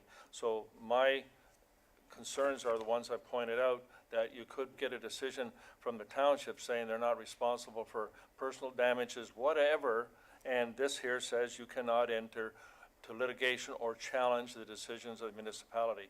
That's why I think Rule 15 should not apply, and I'll vote to get rid of it, but it's up to the rest of the council. They can do what they want as they will. Further, Janice? No? Counselor Cabral? Thank you, Mayor Allen. And through to Janice, that was a comment I was going to look at because it also speaks to the municipality. But my question would be, and I think I kind of can wrap my head around it, if a member of council were to step away, recluse themselves due to something that was going to be coming up that they weren't able to participate in, and this is just a scenario, you never know if it could ever happen, but stranger things have, and council makes a motion, are they allowed to still litigate or not? Janice? Through the mayor, so just question of clarification, Councillor, that, George. that the member of council steps away because they've recused themselves because of a conflict of interest situation? Is that the question that I'm being asked? Yes, yes. The council member has disclosed and recused. I have a conflict, that matter affects me, that's my property that's before council for consideration. I will not participate in that decision. Certainly the council retains the right to appeal whatever decision council makes on their own application. Absolutely. Other points on this? Okay, the motion then is that Rule 15 legal challenges to council decision be deleted in its entirety, and that the rules be renumbered accordingly. So a yes vote gets it deleted, a no vote leaves it remaining. Recorded vote, please.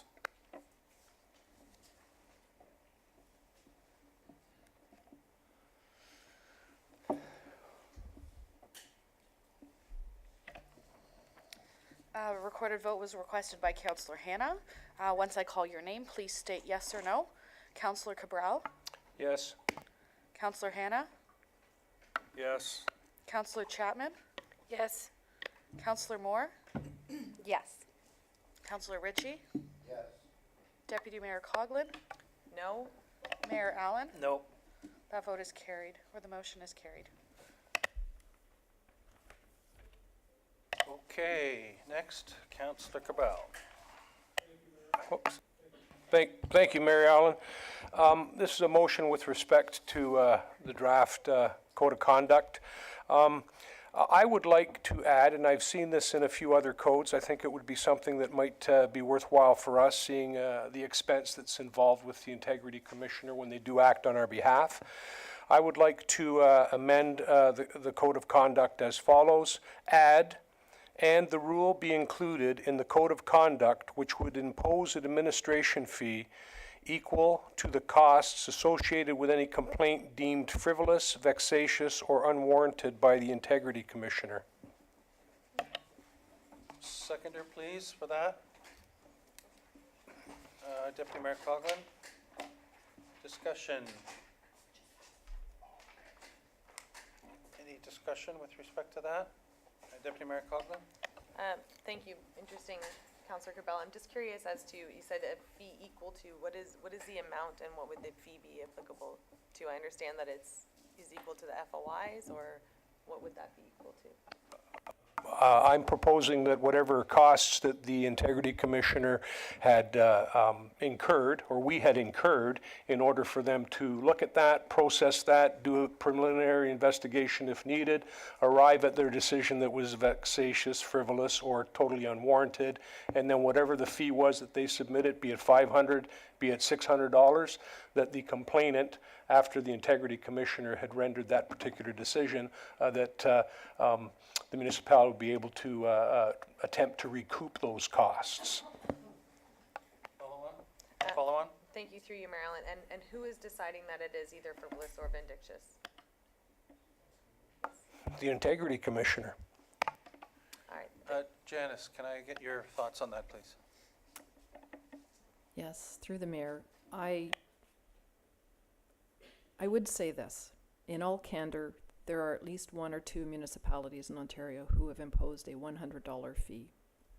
I believe that's the rate right now. At least 2 that I'm aware of. Against the advice of legal counsel, against the advice of the Integrity Commissioner, they have insisted on imposing a $100 fee for the filing of complaints to the Integrity Commissioner. If you think about it from a principled point of view, or conceptually, it's like having a fee attached to calling the police. You may access enforcement of this rule only if you pay a fee. I think, frankly, that it's ill-guided, and at some point those fees will be struck.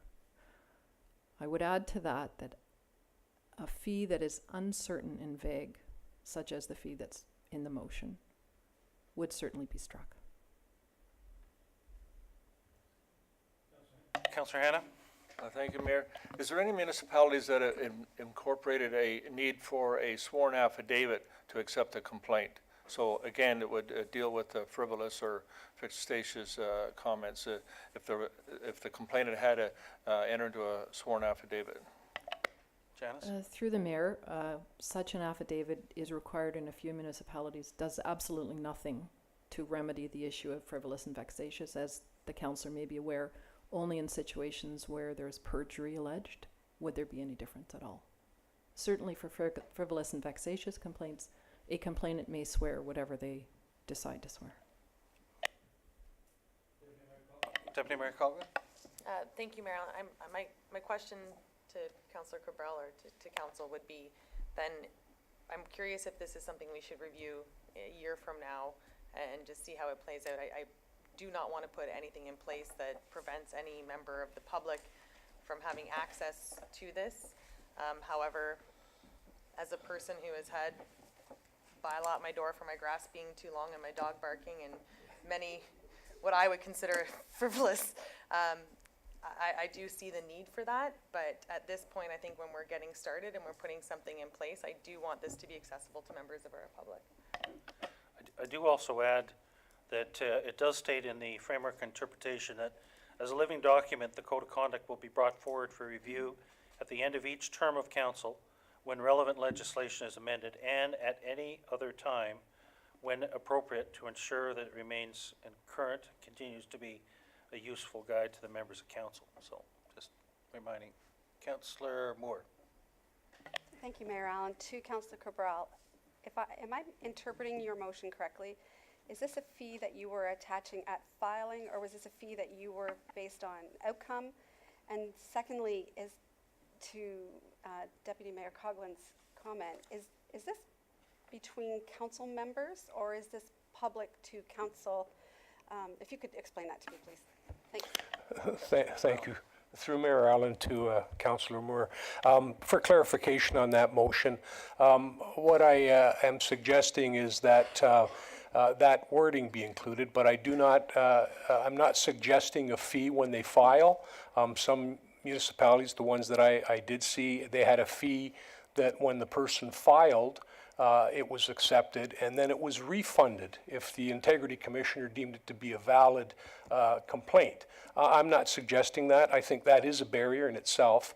What I'm suggesting is that if someone files a complaint with the Integrity Commission and it comes back as being vexatious, frivolous, or unwarranted, that whatever costs we've incurred in relationship to that particular complaint, we should consider, if it's in the Code of Conduct, the ability for township to try and recoup those costs.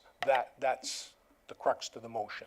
Janice, maybe you'd comment too on the informal complaint versus the formal complaint and the purpose of the step process that this is intended to hopefully have people follow.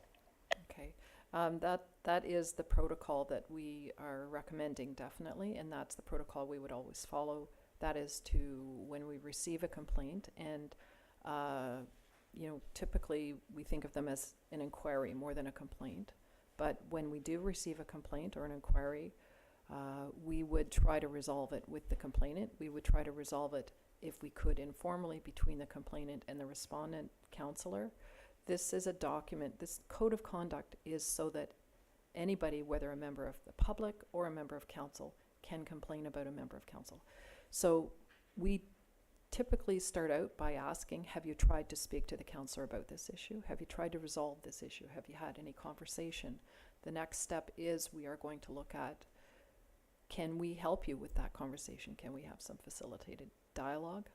And maybe simply a misunderstanding has occurred. So we definitely try to resolve matters. The other thing we do at the front end is a preliminary review of whether the matter is even within our jurisdiction. And often it's not within our jurisdiction, it's an operational matter. Somebody is contacting the Integrity Commissioner because they're upset about the way enforcement is working in their neighborhood or something like that, and we refer that right back to the administration. We don't even treat it as a properly formulated complaint, we just refer it back. We refer them back either to the clerk, to enforcement, or what have you. So there's a whole lot of preliminary review that goes into the front end. I would say one thing, that if you think about it, if what the motion is seeking is to add in the ability to go after the complainant for costs because their complaint was frivolous or vexatious, it's probably not necessary to have that in place. With the Integrity Commissioner in place, one of the things we will be doing is, and we've said this before, when we're saying to a complainant, listen, I've looked at this, there's no there, and I'm not going to be following up on this. We are not going to be doing an investigation. This closes the file. We do that in writing to them because they can escalate it, of course, to the Ombudsman. So they have basically a summary, 2 paragraphs in an email letter saying, for these reasons, we're not going to be taking this anywhere. This is done. The next time they come in as a complainant, if it's the same issue, we're going to be saying, we've already dealt with this. It's done. We're not doing anything on this. So we don't look at ways to do an investigation to determine at the conclusion of a lengthy process, oh, this is all frivolous. We look at that at the front end. That's our initial review. Thank you. CAO Brindley? Thank you, Mr. Mayor. I was just talking to my peers about this, and I don't think legally we can actually collect the fee. Unlike if an individual who's a property owner doesn't pay their water or sewer charges, we have the ability to charge back that to the taxes. But in this case, and also example, we have other bylaws, example related to dog owner liability, where there's a dog might bite someone and we do things that way. But I can't see how we would actually recoup this charge legally. We could submit a bill, but they could just not pay it, but we have no legal way of enforcing it. That's the challenge. And although, you know, as meritorious as the comment is, because although majority of the comments we get from, or concerns we get from taxpayers are always legitimate and we work through them, there are occasionally frivolous and vexatious ones that tend to take a lot more time. So I think, you know, I appreciate your effort, but at the same time, I don't think legally we could collect the fee if we charged one. Okay. Any further discussion? The motion, Councillor Cabral? Last comment, and I certainly appreciate, through you, Mayor Allen, sorry to CAO Brindley, I appreciate exactly what you're saying, and I think it's akin to parking tickets that are issued on private property in some locations, and people pay them, although they're not legally obliged to. So I guess it would be an exercise in sending a bill and seeing whether the township got their money back, but I understand exactly what you're saying with respect to not being able possibly to legally recoup. I think I'd still like to go through with the motion, though, Mayor Allen. Okay, the motion reads, and that a rule be included in the code of conduct which would impose an administration fee equal to the costs associated with any complaint deemed frivolous, vexatious, or unwarranted by the Integrity Commissioner. All those in favor? Opposed? That's defeated. Okay, next, Councillor Hanna. Thank you. I have another motion that I forward to council, and that motion now before council be amended as follows. Add that Rule 10 be amended to add the following. Rule 10 is to do with communications, that members of council endeavor to only advance information to the public, staff, and council that they are reasonably certain is accurate.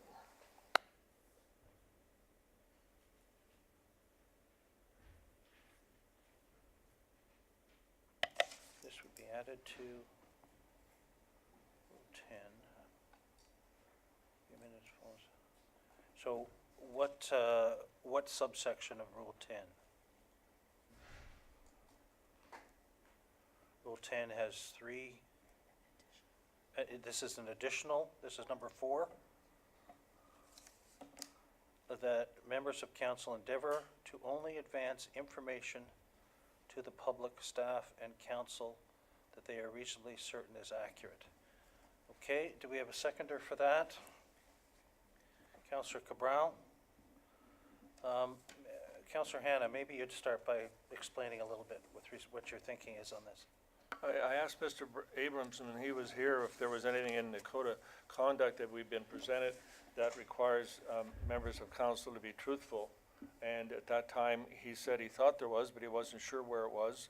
I looked for myself and I couldn't find it, so if somebody can say, yes, there's something in there that says you have to be truthful. Everybody makes mistakes and provides misinformation, but my point is, we want to try to deliberately avoiding doing that. And in other codes of conduct, other municipalities, they do spell out similar wording that I have, that you need to convey accurate information. Janice, any thoughts with respect to that? Through the mayor, actually, I like that provision. I think it's a good provision. It's a good addition. Members of council, any other questions or discussion? Deputy Mayor Coughlin? Thank you. Can I hear it again, please? And that Rule 10 be amended to add the following provision. And by amended, it would be number 4 of Rule 10, is my understanding.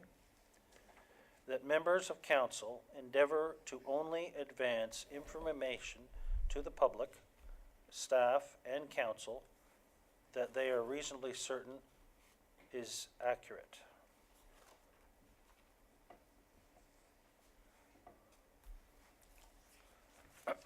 Clerk Chaperon. Thank you. And I just wanted to point out that rule number 10, section 1, that section was amended, but it would read that members of council will accurately communicate the decisions of Springwater Council, even if they disagree with the majority decision of council. And that would be the end of that sentence. So are you suggesting it might be redundant, or this is a separate point? I guess I'm just answering Councillor Hannah's question when he posed the question to see, is there a portion of the code of conduct that asks or that states that council shall be truthful? Just pointing to that section to state that it might come down to that portion. Janice, is this captured in any other, the theme of this captured in any other part of the code of conduct, in your opinion?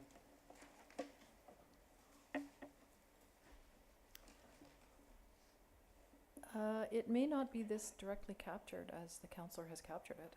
It may be captured in other places generally, but I rather think this is a good addition as opposed to not a good addition. Thank you.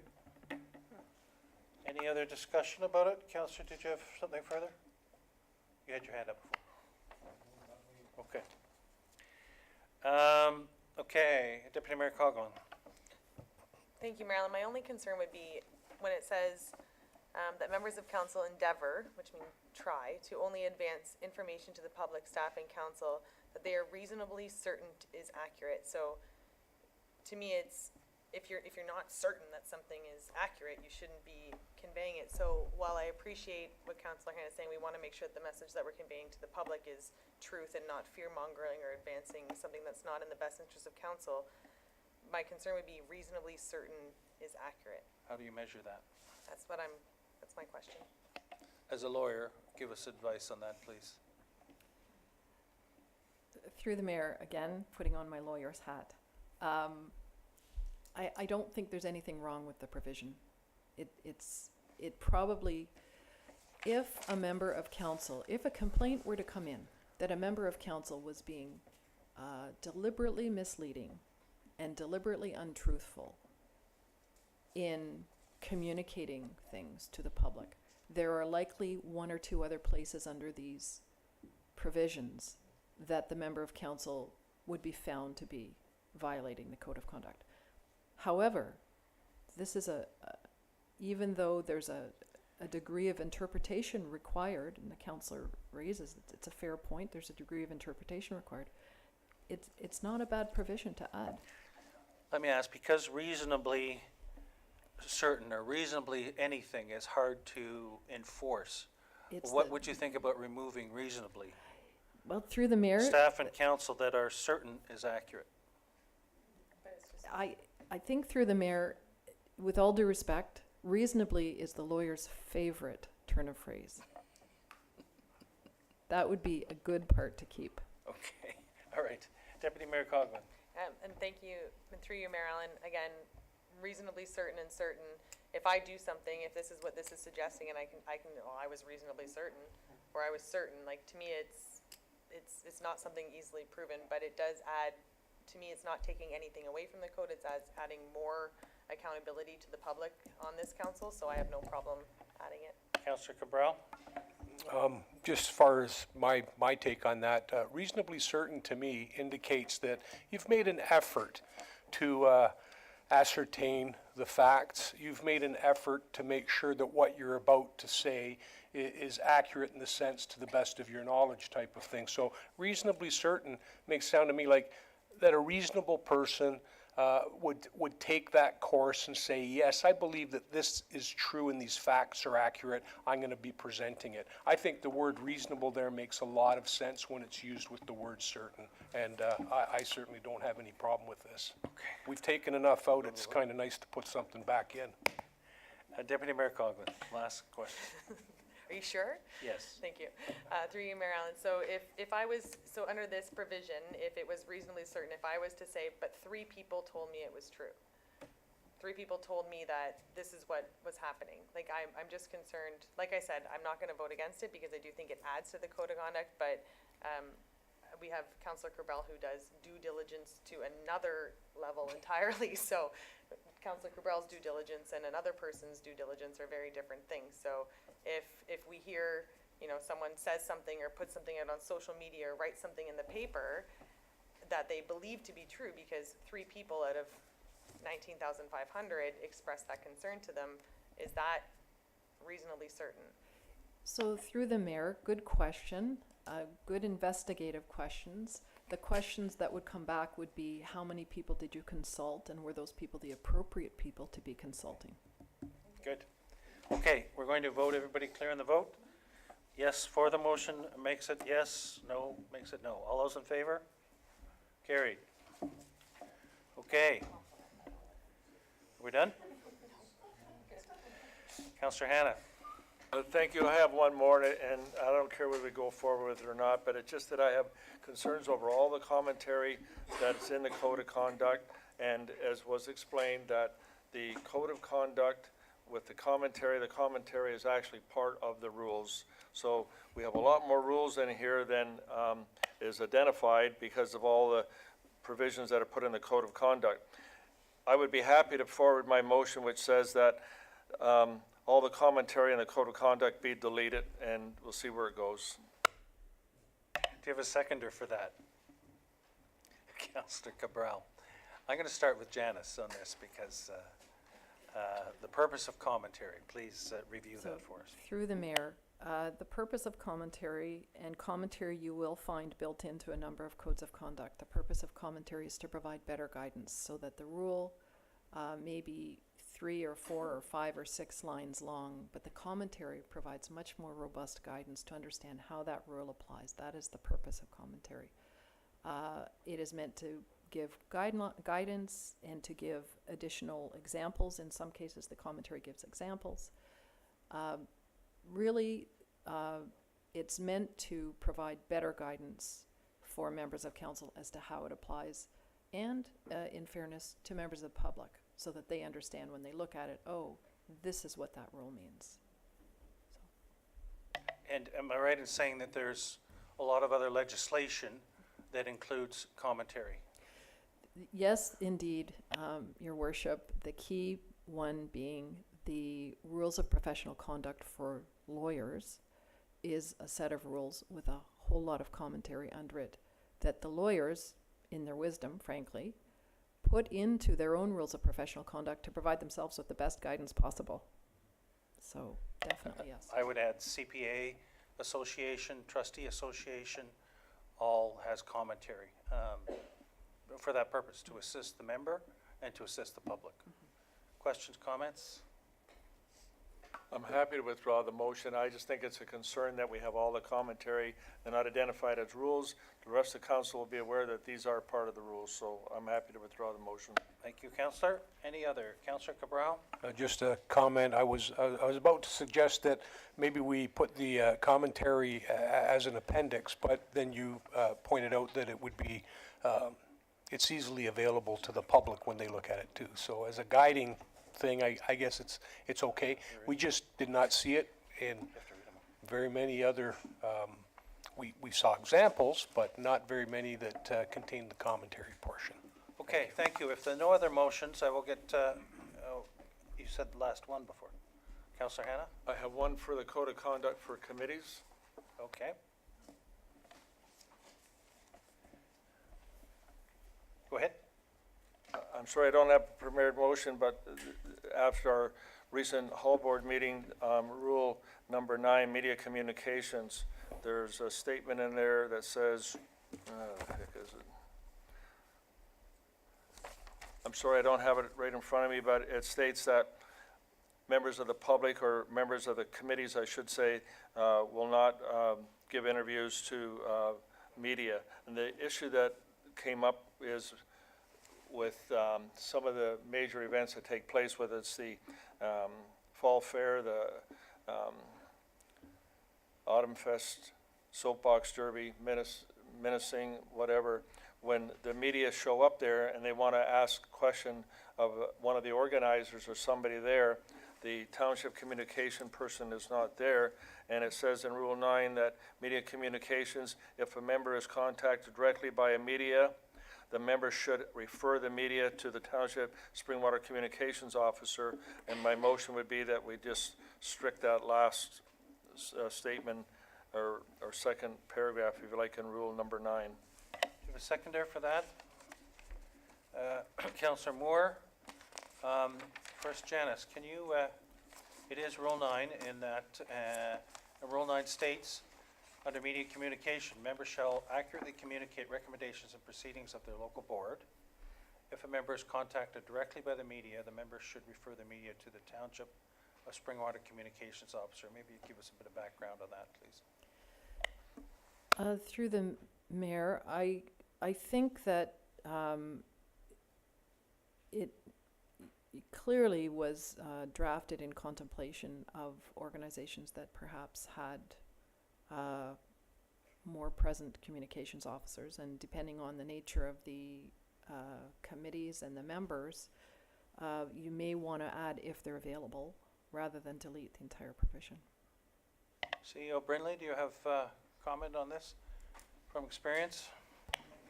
Well, thank you, Mr. Mayor, and I can see the concern with the comment, because I see two things. As one is, it's not the role of the Hall Board to speak about organizational issues, but to see Councillor Chapman at her menacing event making food and saying we're having a great time are two different things. Whereas we'd probably really encourage, or I would consider it very acceptable for the context of the event to have someone speaking essentially from the Hall Board who's there actually entertaining people and doing things. So to me, it would be more about, you know, it's not really the role of the Hall Board Association or the Rec Association to speak about structural matters, but I do see that, I mean, our residents in these cases are ambassadors, and, you know, and so I see that that should be allowed. Okay, other comments with respect to this? Councillor Chapman? Thank you, Mayor Allen. I also agree with Councillor Hannah. I'm going to give you an example, and it was before I was a councillor. On a menacing tree lighting, we had the Barrie News come out and interview me and how it was going, what it's all about, fundraiser. So this is telling me that I will not be able to comment on the night that we're doing this because the communication officer was probably not available because it is on the weekend. Okay, so the motion then reads that it be amended and that Code of Conduct for Local Rule 9, Paragraph 2 be deleted, so that second paragraph be deleted.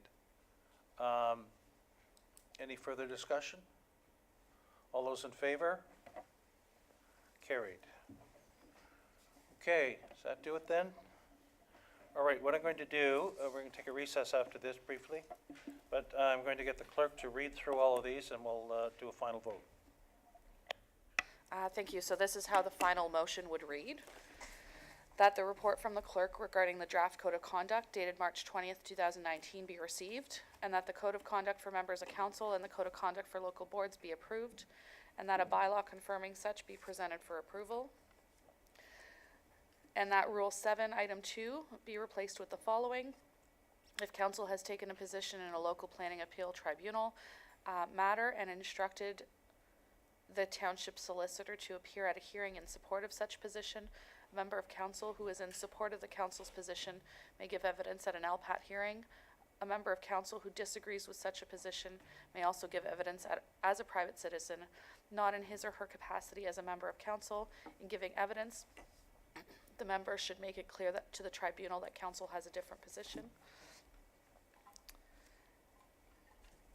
And that Rule 7, Item 2 be removed, as well as the second paragraph of the commentary.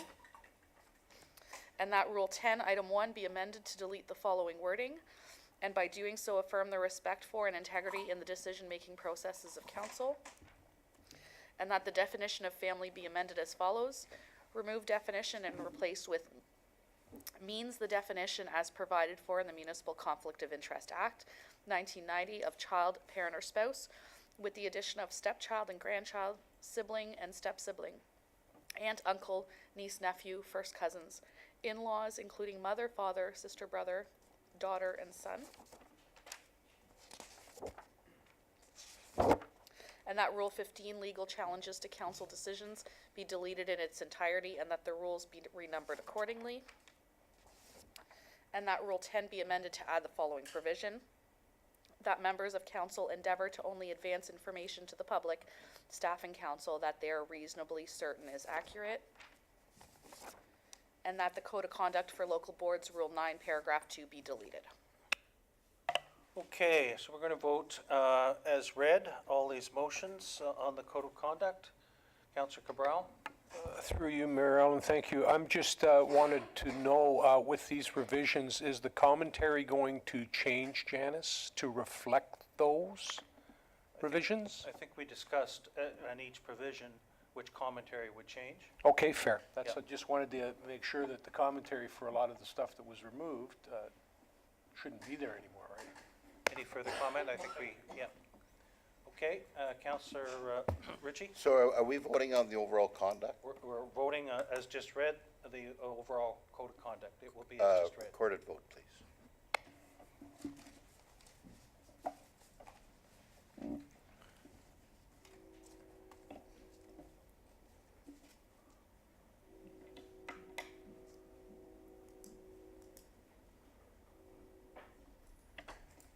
A recorded vote was requested by Councillor Ritchie.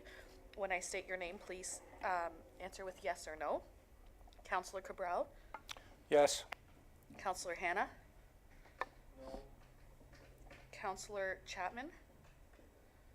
Yes.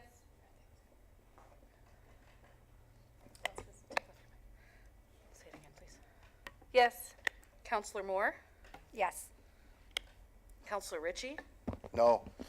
Deputy Mayor Coughlin, Yes. and Mayor Allen. Yes. That motion is carried. Okay, thank you very much, Janice. Thank you, council, for a good discussion, good motions, and we'll recess for 5 minutes, please. Come back. Thank you.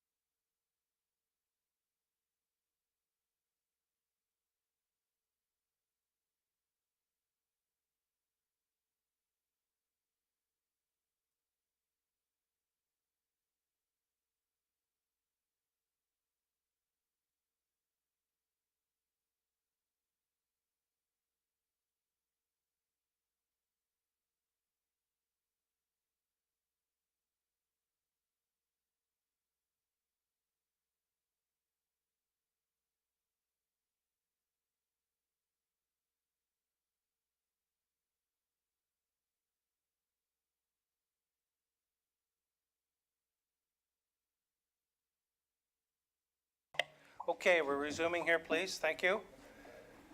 All right, we are moving on to 8.2, the council strategic plan. I need a mover and a seconder to get this on the floor.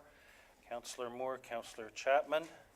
And before we, this is with respect to a review of the Springwater Council strategic plan. Before we get into that, I'll turn it over to CEO Brenley to update from his report. Oh, thank you, Mr. Mayor.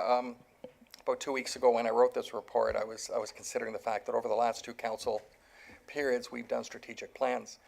And so in writing the report, I looked at, as you see, 4 options, including do nothing as also different options for council.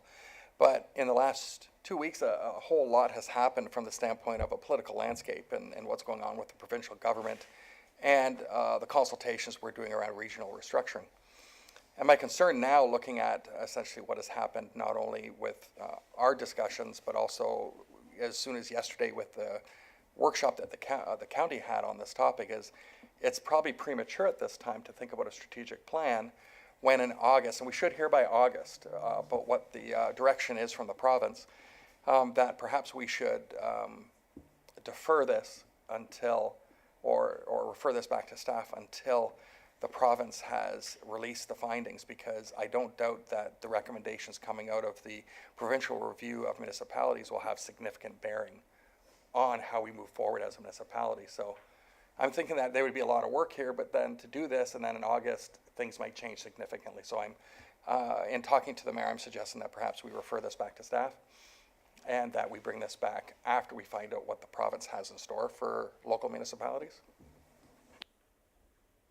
Thank you. So the, before we get into discussion, so the thinking is that potentially have a motion before council be deferred until after the provincial regional government review. Any questions or discussions, comments with respect to that? Can I have a mover and a seconder, Deputy Mayor Coughlin and Councillor Chapman, that the motion now before council be deferred until after the provincial regional government review? All those in favor? Carried. Thank you. Okay, we're moving on to action reports. 9.1, and there are a number of them, and may I have a mover and a second to get them on the table? Councillor Moore, Councillor Chapman, thank you. That the action reports, item 9.2, preliminary development application, A. Musgrove 705 Bayfield Street North. 9.3, Heritage Village Zoning Bylaw Amendment Recommendation Report. 9.4, conditional building permits for Cameron Land Estates. 9.5, noise bylaw exemption with respect to the Highway 26 Willow Creek Bridge rehabilitation.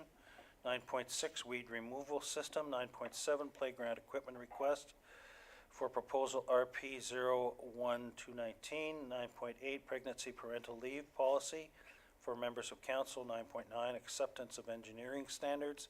And 9.10, renewal of municipal insurance program for 2019-2020.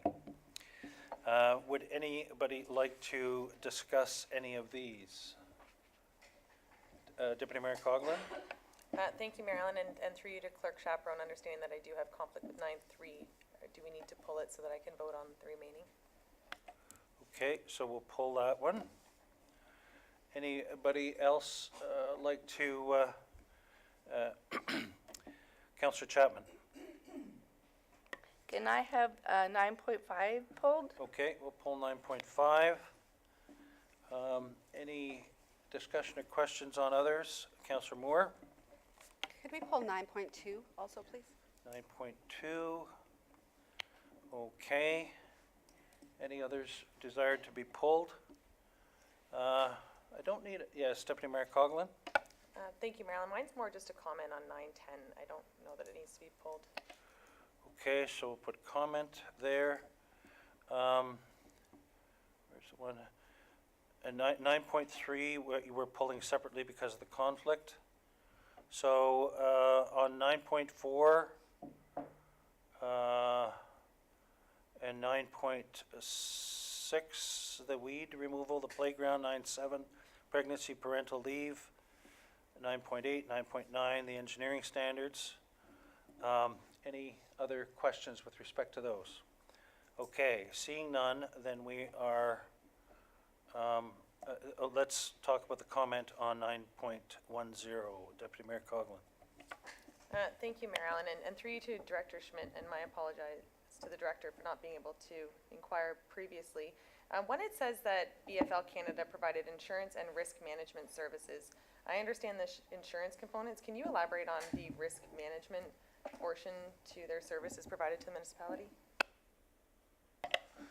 Director Schmidt. Thank you, Mr. Mayor. Through you to Deputy Mayor Coughlin. So the risk management component of their proposal includes presentations to council on anything with regards to reducing risk or minimizing risk to the township. You may recall back in, I believe, the last term of council, through the Finance and Audit Committee, there was a presentation given by the risk management group from BFL to the Finance and Audit Committee. But in addition to that, they also provide for driver training education courses. So they do provide a number of other risk management services to us. In addition, we actually are going to be procuring their services and or looking for them to review our procurement bylaw and more in regards to insurance clauses within our RFPs and tender templates. And that is part of the service that they provide, so there is no additional cost to us for those services. Thank you. Thank you. All right then, so we are voting on 9.4, 9.6, 9.7, 9.8, 9.9, and 9.10. All those in favor? Carried. All right, so we're pulling 9.2. Can I have a mover and seconder to get that on the table? Councillor Cabral and Deputy Mayor Coughlin. And who was wanting that pulled and questions? Yes, Councillor Moore. Thank you, Mayor Allen. Through to Director Spagnol. This property is the motel that sits on top of Bayfield Street on the east side, correct? And are we just approving their application tonight? We're not actually approving what they're intending to do with that property. It looks like they want to turn those into houses or storage. Can you clarify for me? Director Spagnol. Thank you, Mayor Allen, through you to Councillor Moore. The purpose of the preliminary development application is to simply present what the property owner would like to do and potentially obtain any comments from council, but more specifically to also have staff outline the process that the property owner would have to go through in order to apply or facilitate for the uses that they want to have on the property. So at this juncture, council can either provide comments or can choose not to provide comments, but at the end of the day, there is a report on file which outlines the process for the property owner. Follow up. Thank you. So what I see here is a list of provisions that you've advised then the property owner that they have to provide you with prior to us making any sort of decision going forward, correct? Director Spagnol. Thank you, Mayor Allen. Through you to Councillor Moore. Yes, what this list does is it identifies a list of reports that the applicant would have to submit through the planning application process. By no means does it acknowledge any acceptance or recommendation of approval. It just simply establishes the process and the requirements needed to facilitate that process for staff to prepare a recommendation and ultimately for council to consider. Great, thank you. Any other questions, Councillor Cabral? Through you, Mayor Allen, to Director Spagnol. I noticed in there, on their application, they attached a photocopy of it looked like a document where I guess it wasn't from around here. I think it was from the Niagara region with respect to repurposing specifically motels and that.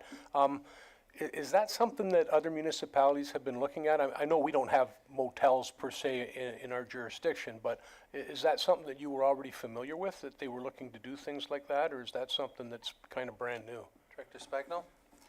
Thank you, Mayor Allen, through you to Councillor Cabral. It is not something that I am familiar with. However, when you take a look at the location that was presented as part of the information, it kind of makes sense when you take a look at the Niagara Falls region, where if there's dilapidated motels or shuttered motels, they would have to make proper use. I'm not familiar with it, but it does seem to make sense in certain cases. Okay, so the motion is that the report from the senior planner regarding preliminary development application PD-2019-001 regarding A. Musgrove dated March 2219 be received. All those in favor? Carried. Next that was pulled was 9.3, Heritage Village Zoning Bylaw Amendment Recommendation Report. Can I have a mover and a seconder to get it on? Councillor Chapman and Councillor Cabral. And Deputy Mayor Coughlin has declared a conflict on this. Questions or comments with respect to this? Director Spagnell, maybe give us an overview of the report and the conclusions vis-a-vis that report. She doesn't have to leave, does she? No. Thank you, Mayor Allen. The purpose of the report is bring forward a recommendation to approve the zoning bylaw amendment for the Heritage Village subdivision, which would essentially implement the subdivision approvals and the draft plan conditions that were approved by the local planning appeal tribunal. What has occurred over the past 6 months or so is there has been a settlement and agreement made through the LPAT process to approve the subdivisions for the Sargent Lands and the Heritage Village subdivision. And this process represents the final stage of that LPAT procedure, in that what it would do is establish an R4 zone and establish the required zones to implement the subdivision. So what that means is the lands would be rezoned to a residential R4 zone that would allow for single detached dwelling units. It would allow for environmental protection lands, so it would provide protections to lands buffering around the Sturgeon River. It would provide for park space for the community park that has been identified through the planning process. It would also zone lands institutional for a fire station or for a block for a fire station. And in addition, it would also establish open space zones for stormwater management ponds and, as I mentioned earlier, park facilities. Ultimately, the subdivisions have been reduced in their overall unit yield, or this subdivision has, down to 233 residential units. And in essence, staff is supporting the zoning bylaw amendment as it means it's good planning. Thank you, Director. Questions, comments with respect to this? Okay, the motion reads that the Heritage Village Zoning Bylaw Amendment Recommendation Report dated March 2219 be received, and that the draft bylaw be submitted to council for consideration and approval. All those in favor? Carried. Opposed? Carried.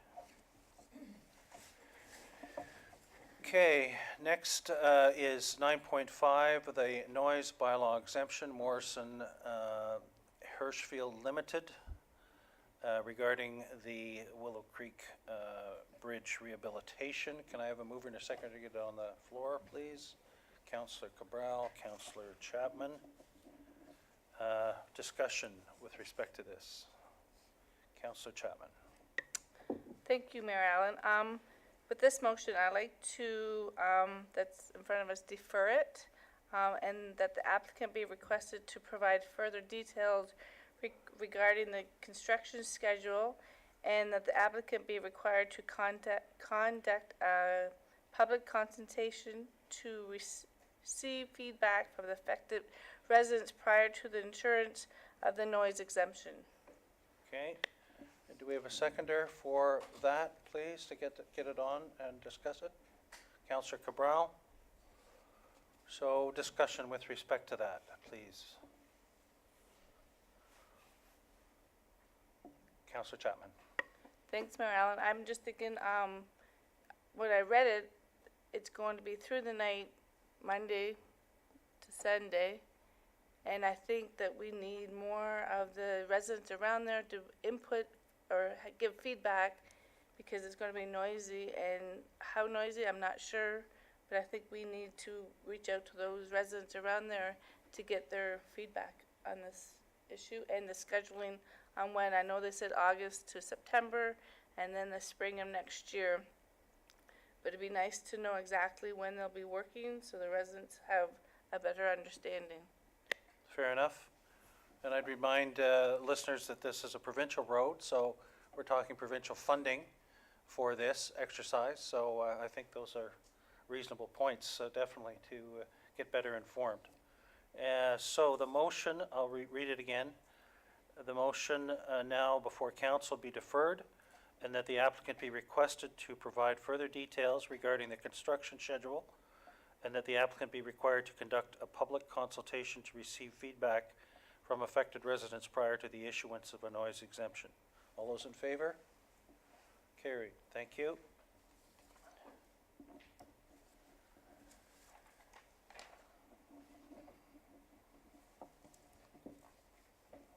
Okay.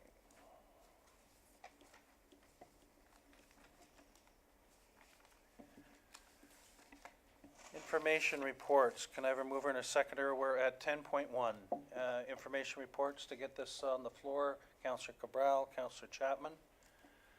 And the information reports are a monthly fire report, February 2019, the building permit activity summary, February 2019, the 2018 statement of council and board remuneration and expenses, the consent application B02-19 regarding J. Rumble at 86 Mill Street East, the minor variance application A07/18 deferral Persona Communications Inc. at 2129 Sunnydale Road, the minor variance application A0219 Monahan 5636 Penetanguishene Road, the consent application B01/19 Elgin Rugman at 3312 and 3292 Berry Hill Road, and finally the water system annual and summary reports. Are there any questions with respect to any of these? Seeing none, all those in favor? Carried. Verbal reports. Director Spagnell, anything with respect to the OP update and the economic development update, please? Thank you, Mayor Allen. I do not have anything new to report at this time. County updates, Deputy Mayor Coughlin. Thank you, Mayor Allen, and through you to members of the public and the rest of council. We had a working session with County Council regarding the regional review. It was well attended by members of council. I believe there may have only been a couple missing. It was facilitated, and it basically walked us through attempting to achieve a united goal or a vision from the County of Simcoe as to what we hope we would be able to direct or work with the province towards, to ensure that when a decision is made, that the residents and councils of the County of Simcoe have been heard. Mind you, how this comes to fruition is going to be interesting. There were many differing opinions, but I would say that from what I gathered, there was a consensus as to what needed to happen, what could potentially happen, and how we will handle it throughout the county. It began with Ford's message about reducing the number of councillors within the municipality, and it was stated that there was 117 within the County of Simcoe, servicing less than areas like Niagara that have been reduced. So how this is accomplished is still not going to be announced, but we are working through it, and hopefully there will be a message sent out to the municipalities as how the members of County Council are going to move forward with the regional review, and hope that the province does take into consideration the good work that we do and how we do cooperate with our levels, but also highlighting the efficiencies that we can find with our different levels of government. Thank you, Deputy Mayor. Any questions or comments with respect to that? Okay. Next is municipal updates. Any municipal updates? Councillor Chapman? I just want to inform everyone that the Ant Mills Easter extravaganza will be April 20th. It's been running now for, I'm not sure how long. I've been there for the last 3 years. It's from 10 to 12, but they've added a new thing this year called the Rabbit Run, and that's from 9:30 to 10. It's well organized. The kids have fun. Lots of donations, so hope everyone can make that. Thank you. Councillor Moore? Thank you, Mayor Allen. I was able to attend a first meeting for the library board. So just a couple of updates there. They're saying rentals are up year over year for space. They're doing really well there. March break was well attended. The programs were all full. They had 92 children at the Minising week, so they had all sorts of events for kids, but a great turnout. They had their social media use is up year over year for e-resources. They're utilizing co-op students. There's a fundraiser coming up April 13th called Ladies Night Out. Yep, so it's $20 a ticket. There's only half the tickets remaining, so you have to get them fast because they're selling out.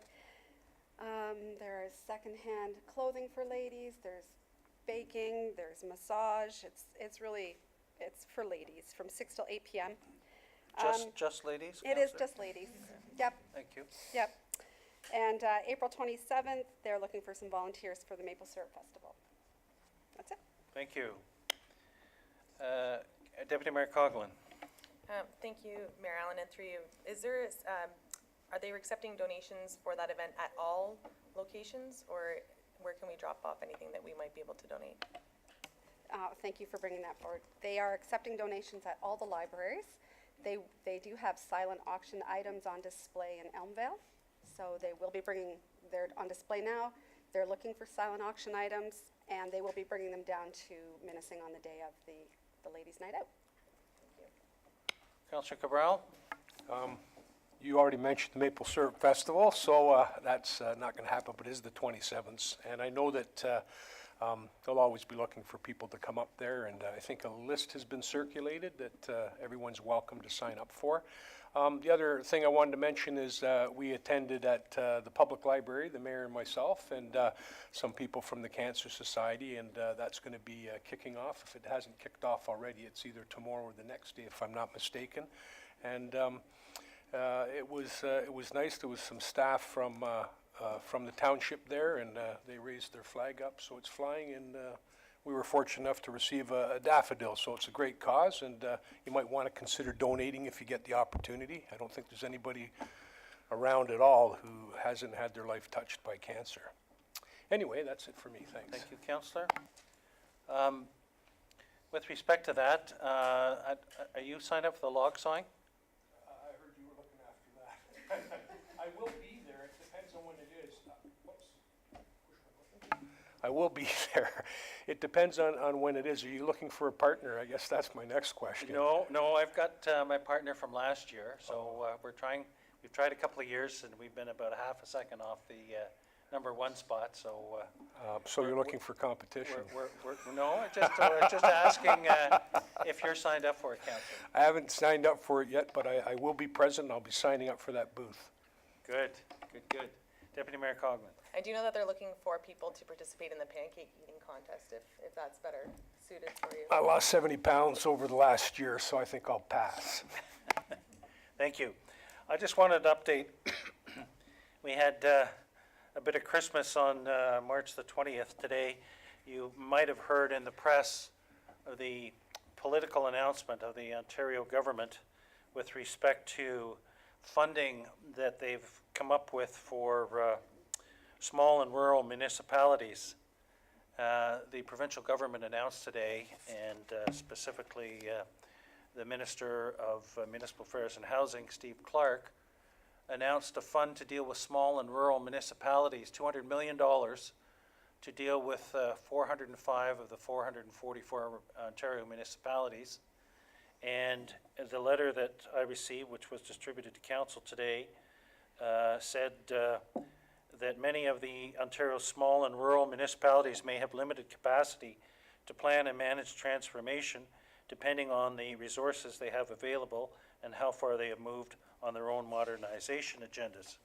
That is why we, the provincial government, are providing a one-time payment in the 2018-19 fiscal year to support small and rural municipalities' efforts to become more efficient and reduce expenditure growth in the longer term. We received, Springwater received $677,000. Will be receiving that. And to ensure the investment is targeted to where it is needed most, municipal allocations are based on a formula which takes into consideration the number of households in a municipality and whether it is urban or rural. While the investment is unconditional, it's intended to help modernize service delivery and reduce future costs through investments in projects such as service delivery reviews, development of shared service agreements, and capital investment. So that was certainly welcome today, and in discussion with Director Schmidt and CAO Brinley, we will be considering how that money could be best used, and they'll be coming back with some ideas for council future. Okay, any other items? So we'll move on. If not, to any notices of motion. Are there any notices of motion? We had a few of them tonight, so we'll slide by that one. Good. Any items for future consideration? Good. So, moving on to bylaws.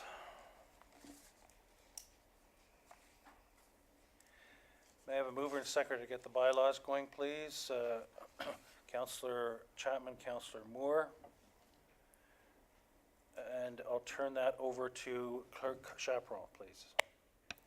Thank you. So the Code of Conduct for members of council and local boards is listed as a bylaw for consideration tonight. Taking into consideration all of the changes, because they are very clear-cut and give exact direction on what is to be removed or added or changed. What I am suggesting is that the motion to approve the bylaws for the Code of Conduct state as amended, and that way it would provide me with the direction to change all of the required sections, but without having to bring it back forward to a subsequent meeting of council. It would get the Code of Conduct approved tonight. Okay, so the motion reads that the bylaws listed herein to be signed and sealed by the mayor and clerk, 219-033 Code of Conduct for members of council and local boards as amended, and 219-035 Municipal Insurance Services Agreement, BFL 219-2022. All in favor? Opposed? Carried.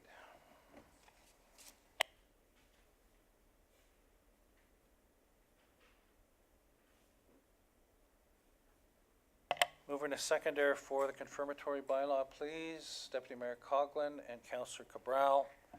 That the bylaw 219-034 to confirm and adopt the proceedings of council at regular council meeting held on March 22, 19 listed herein be signed and sealed by the mayor and clerk. All those in favor? Carried.